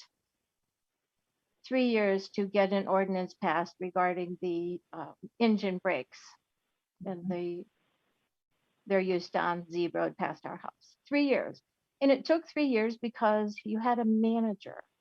And that manager basically kept all the concerns we voiced to himself. That was never brought to the board until we actually threatened to come to the board and bring it up as an issue ourselves. And then we got some cooperation. But that cooperation really only it still took 9 to 12 months to still get it resolved. But what I don't understand is you all knew what the positions were when you ran for these offices. You all knew what was expected of you. You get in the position and now it's just getting so jumbled. It feels like it's not that complicated. You know what's expected of you, do what's expected of you. If you feel that a manager is needed, why would you want to fall into the same cracks as the last one? He had all this power, and then he, I'm so sorry. He really was a nice man. I'm sorry for his health issues, but look what happened. So you want to bring someone else in, you want to really load them up with all these responsibilities, and then what's going to happen? I mean, really, has anybody really thought that far? What is the backup plan? Anyway, so good luck. I'm disappointed with the way things are going, and I'm certainly disappointed in the length of this meeting, but wish you all a good night and the best. Thank you. Thanks very much, Pat. Next hands, Paula G. Yes, I've watched for since Mr. Tickle actually been involved with the township, and I haven't seen any of the managers, and this goes back to Daryl Fetcho, and I'll reiterate something I said before. When it was hatched to take people so they could develop the Jackson Road, which I have no problem with the Jackson business area, as long as there are lights, which we were told, not only the one on Jackson, but the one on Zeeb, which have taken multiple injuries and deaths, that we were just going to take neighborhoods off so that we could continue to allocate that capacity for businesses. Now, I did not see in any way how this improved anything for the different neighborhoods. And I spent multiple hours. I was blocked until some people, so I could at least sit on these water boards. We still have a water issue. I mean, Ann Arbor is currently being sued for misuse of their water funds. I have only seen the last, and I all due respect, Mr. Hathaway, I don't know you that well, but reading your job description, it's so top heavy what you get to decide with this manager. And I have found managers, yes, people. And there's been a couple long-term board managers that just pass motions. I don't know if you guys meet together and say, hey, let's all of us vote on this thing, and then just cram it through. And the lack of our newsletter was somewhat of an improvement, but we need all of these meetings. People are very busy. We now have COVID. We're going to be living with COVID for a very long time. So for the sake of transparency, we need all of these different meetings. And then I also have concern about these different committees. Many people have full-time jobs, trying to single parent or whatever they're trying to do to try to keep tabs on what people are doing. And I don't think you realize, many of you on the board, how much ire there is. And even talks of recall of different people on this board. And all the time, through all the many horrible issues that we've had to deal with, and there seems to be a big leaning towards developers, what developers want, and then the SADs, we have to pay for the SADs, whether it's water stations, and I like the other model because I think there will be checks and balances, discussions where we don't have planning commissions, certain people just ramming through their idea. Only 6% of the people usually even come and vote in these township things. Sometimes they're held in August. I felt the last supervisory letter about SADs was deceptive. And people are very concerned about the rural nature and the things that we can, and I know that time is up, and we don't want another, I look at it as we've become a big box sprawl, and it's sprawling off of Jackson. And I appreciate it, and I'm very much against this motion being pushed through so quickly tonight. Thank you so much. Thank you, Paula. Any other hands? Still got 40 people in attendance. Thank you for hanging with us. So are there more comments from members of the Board of Trustees at this point? 2 more members of the public will. Oh, there's more. Rob Pattinson, followed by Alice Owings. Rob? I was advised by people much smarter than me tonight not to speak during the public comments. I do not understand the rush. This feels like a dirty trick that, unfortunately, I have to be direct to you, Will, but it feels like I now understand why you absolutely refused to make it a discussion only issue last week or last board meeting and this one, because you knew that you could sneak this through tonight. And I hope you understand how livid, if people aren't angry or upset or uncomfortable, people are livid. And you have a lot of people here now who are at these board meetings because we are so afraid of what you're trying to do. And Will, your highest purpose here is to build consensus. And the way things have been going the last few months, that does not feel like what you're doing. And I'm really disappointed in the rest of the board members for following along so easily. You all have a responsibility to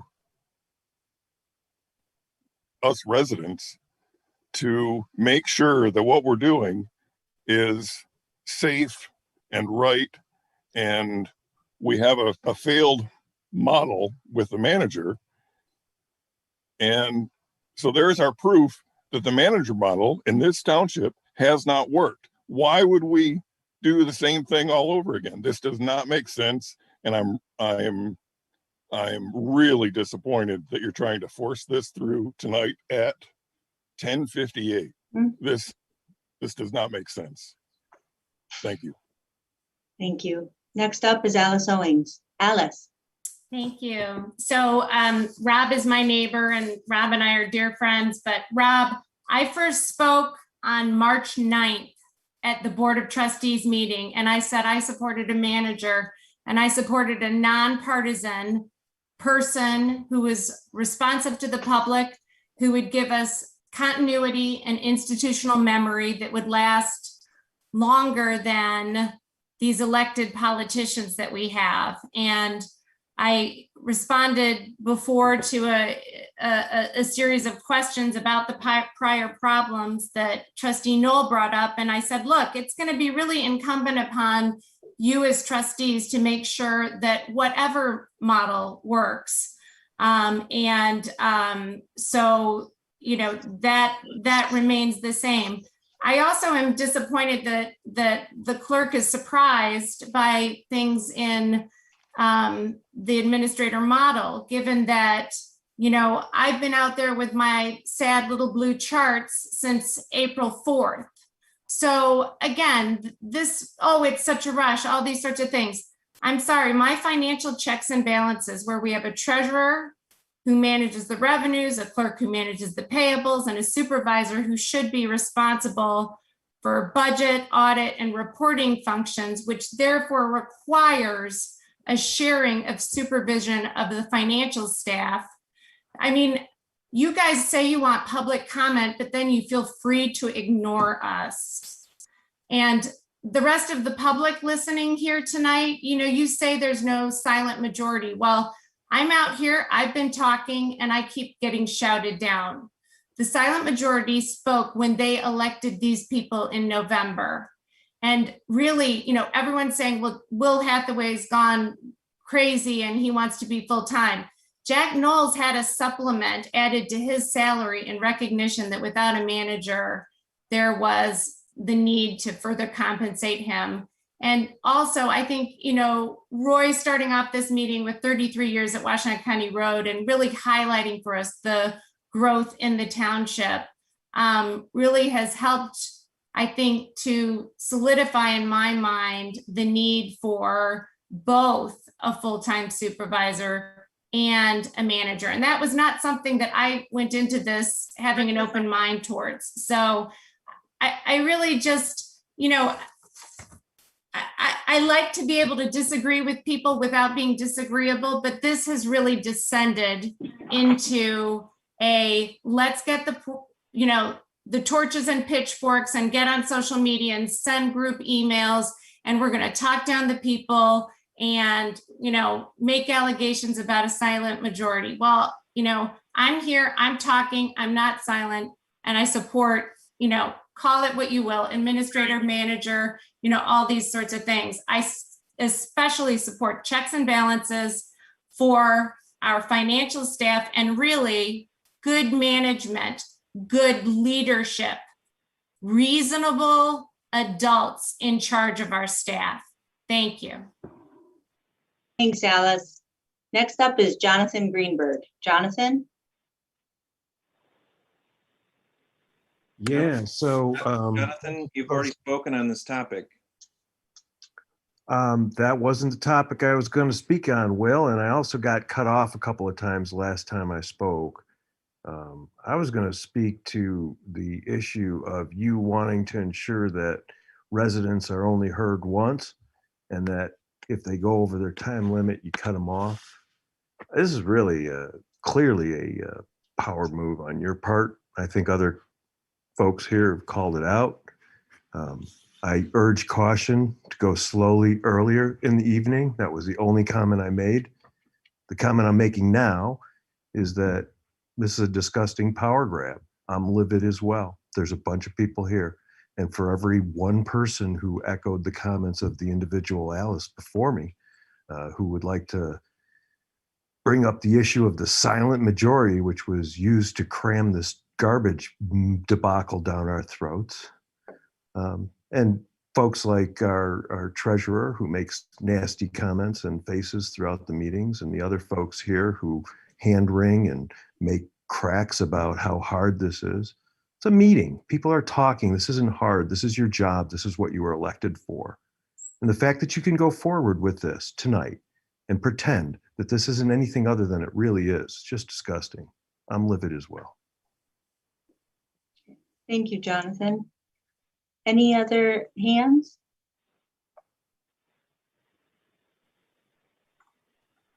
I see no other Zoom hands. All right, well, there are a couple of things that I would like to say before we call this question. There's a lot of comments about how this feels rushed to people. and how, we put this at the end of a long meeting on purpose.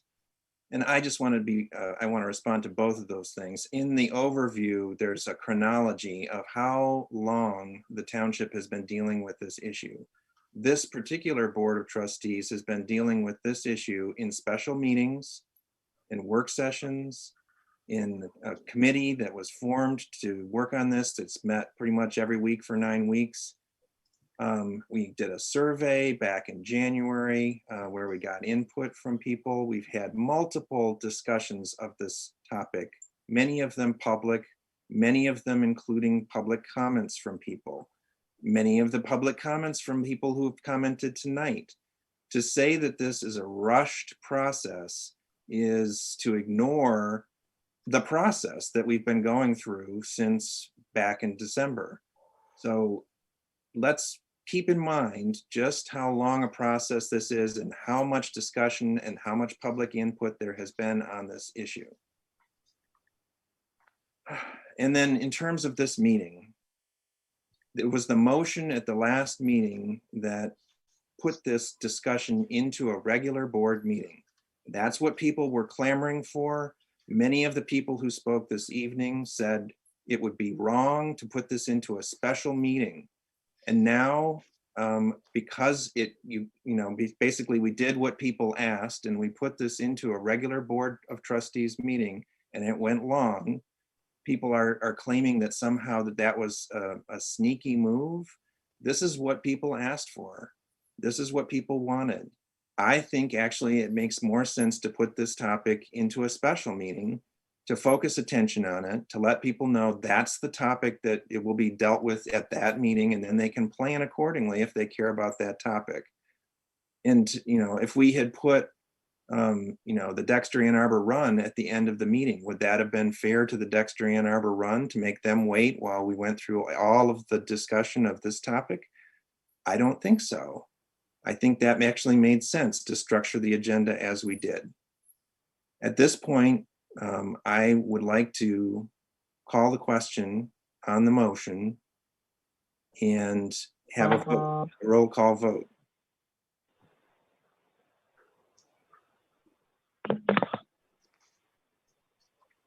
All right, on Donna's motion by Palmer, support by Vogel. Hathaway? Yes. Palmer? Yes. Flintoff? No. Corto? Yes. Jerome? I'm sorry, Alec, what did you say? Yes. Okay, thank you, Alec. Noel? No. Vogel? Yes. Motion passes 5-2. Okay, the next item is item J7. And given the late hour, I don't want to keep people here for yet another issue. So I would suggest that we postpone, that we table this particular agenda item until another meeting. Is that a motion to table? Yeah, motion to table. Is there support? Support. Well, I saw Donna's hand first. So I guess it's a motion by me and support by Palmer.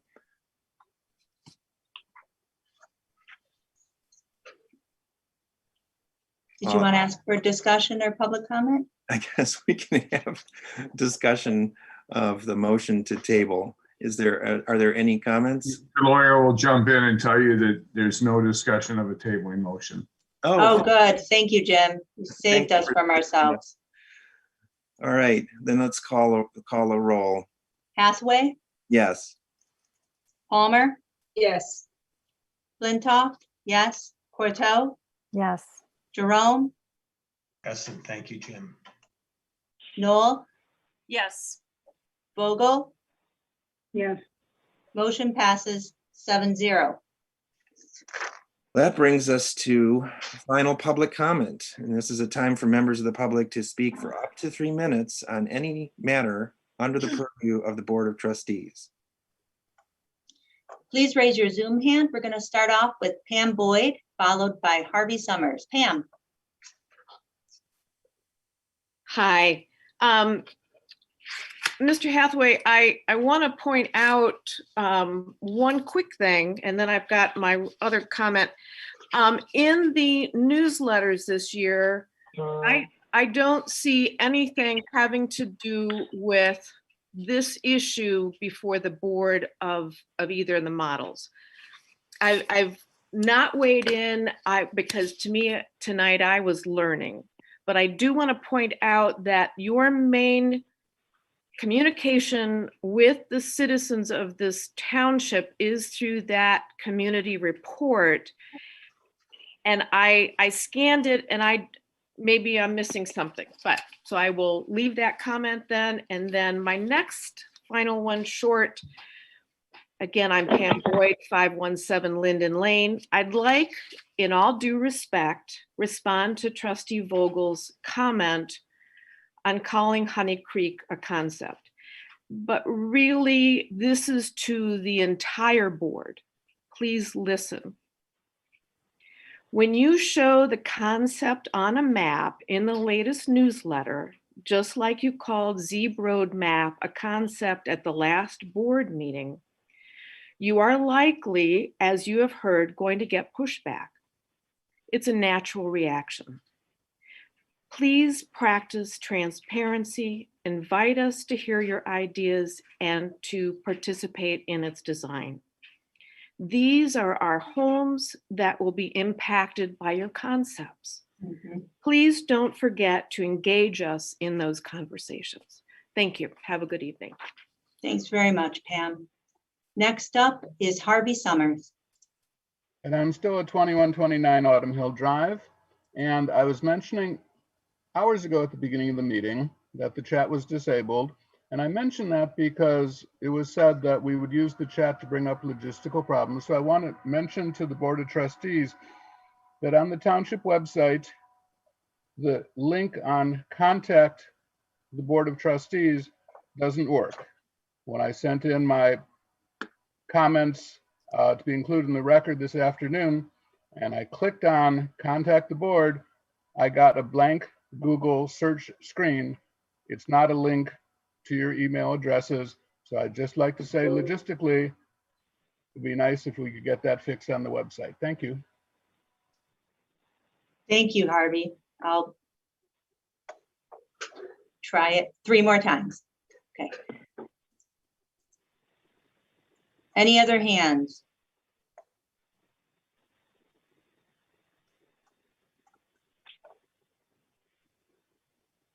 No Zoom hands.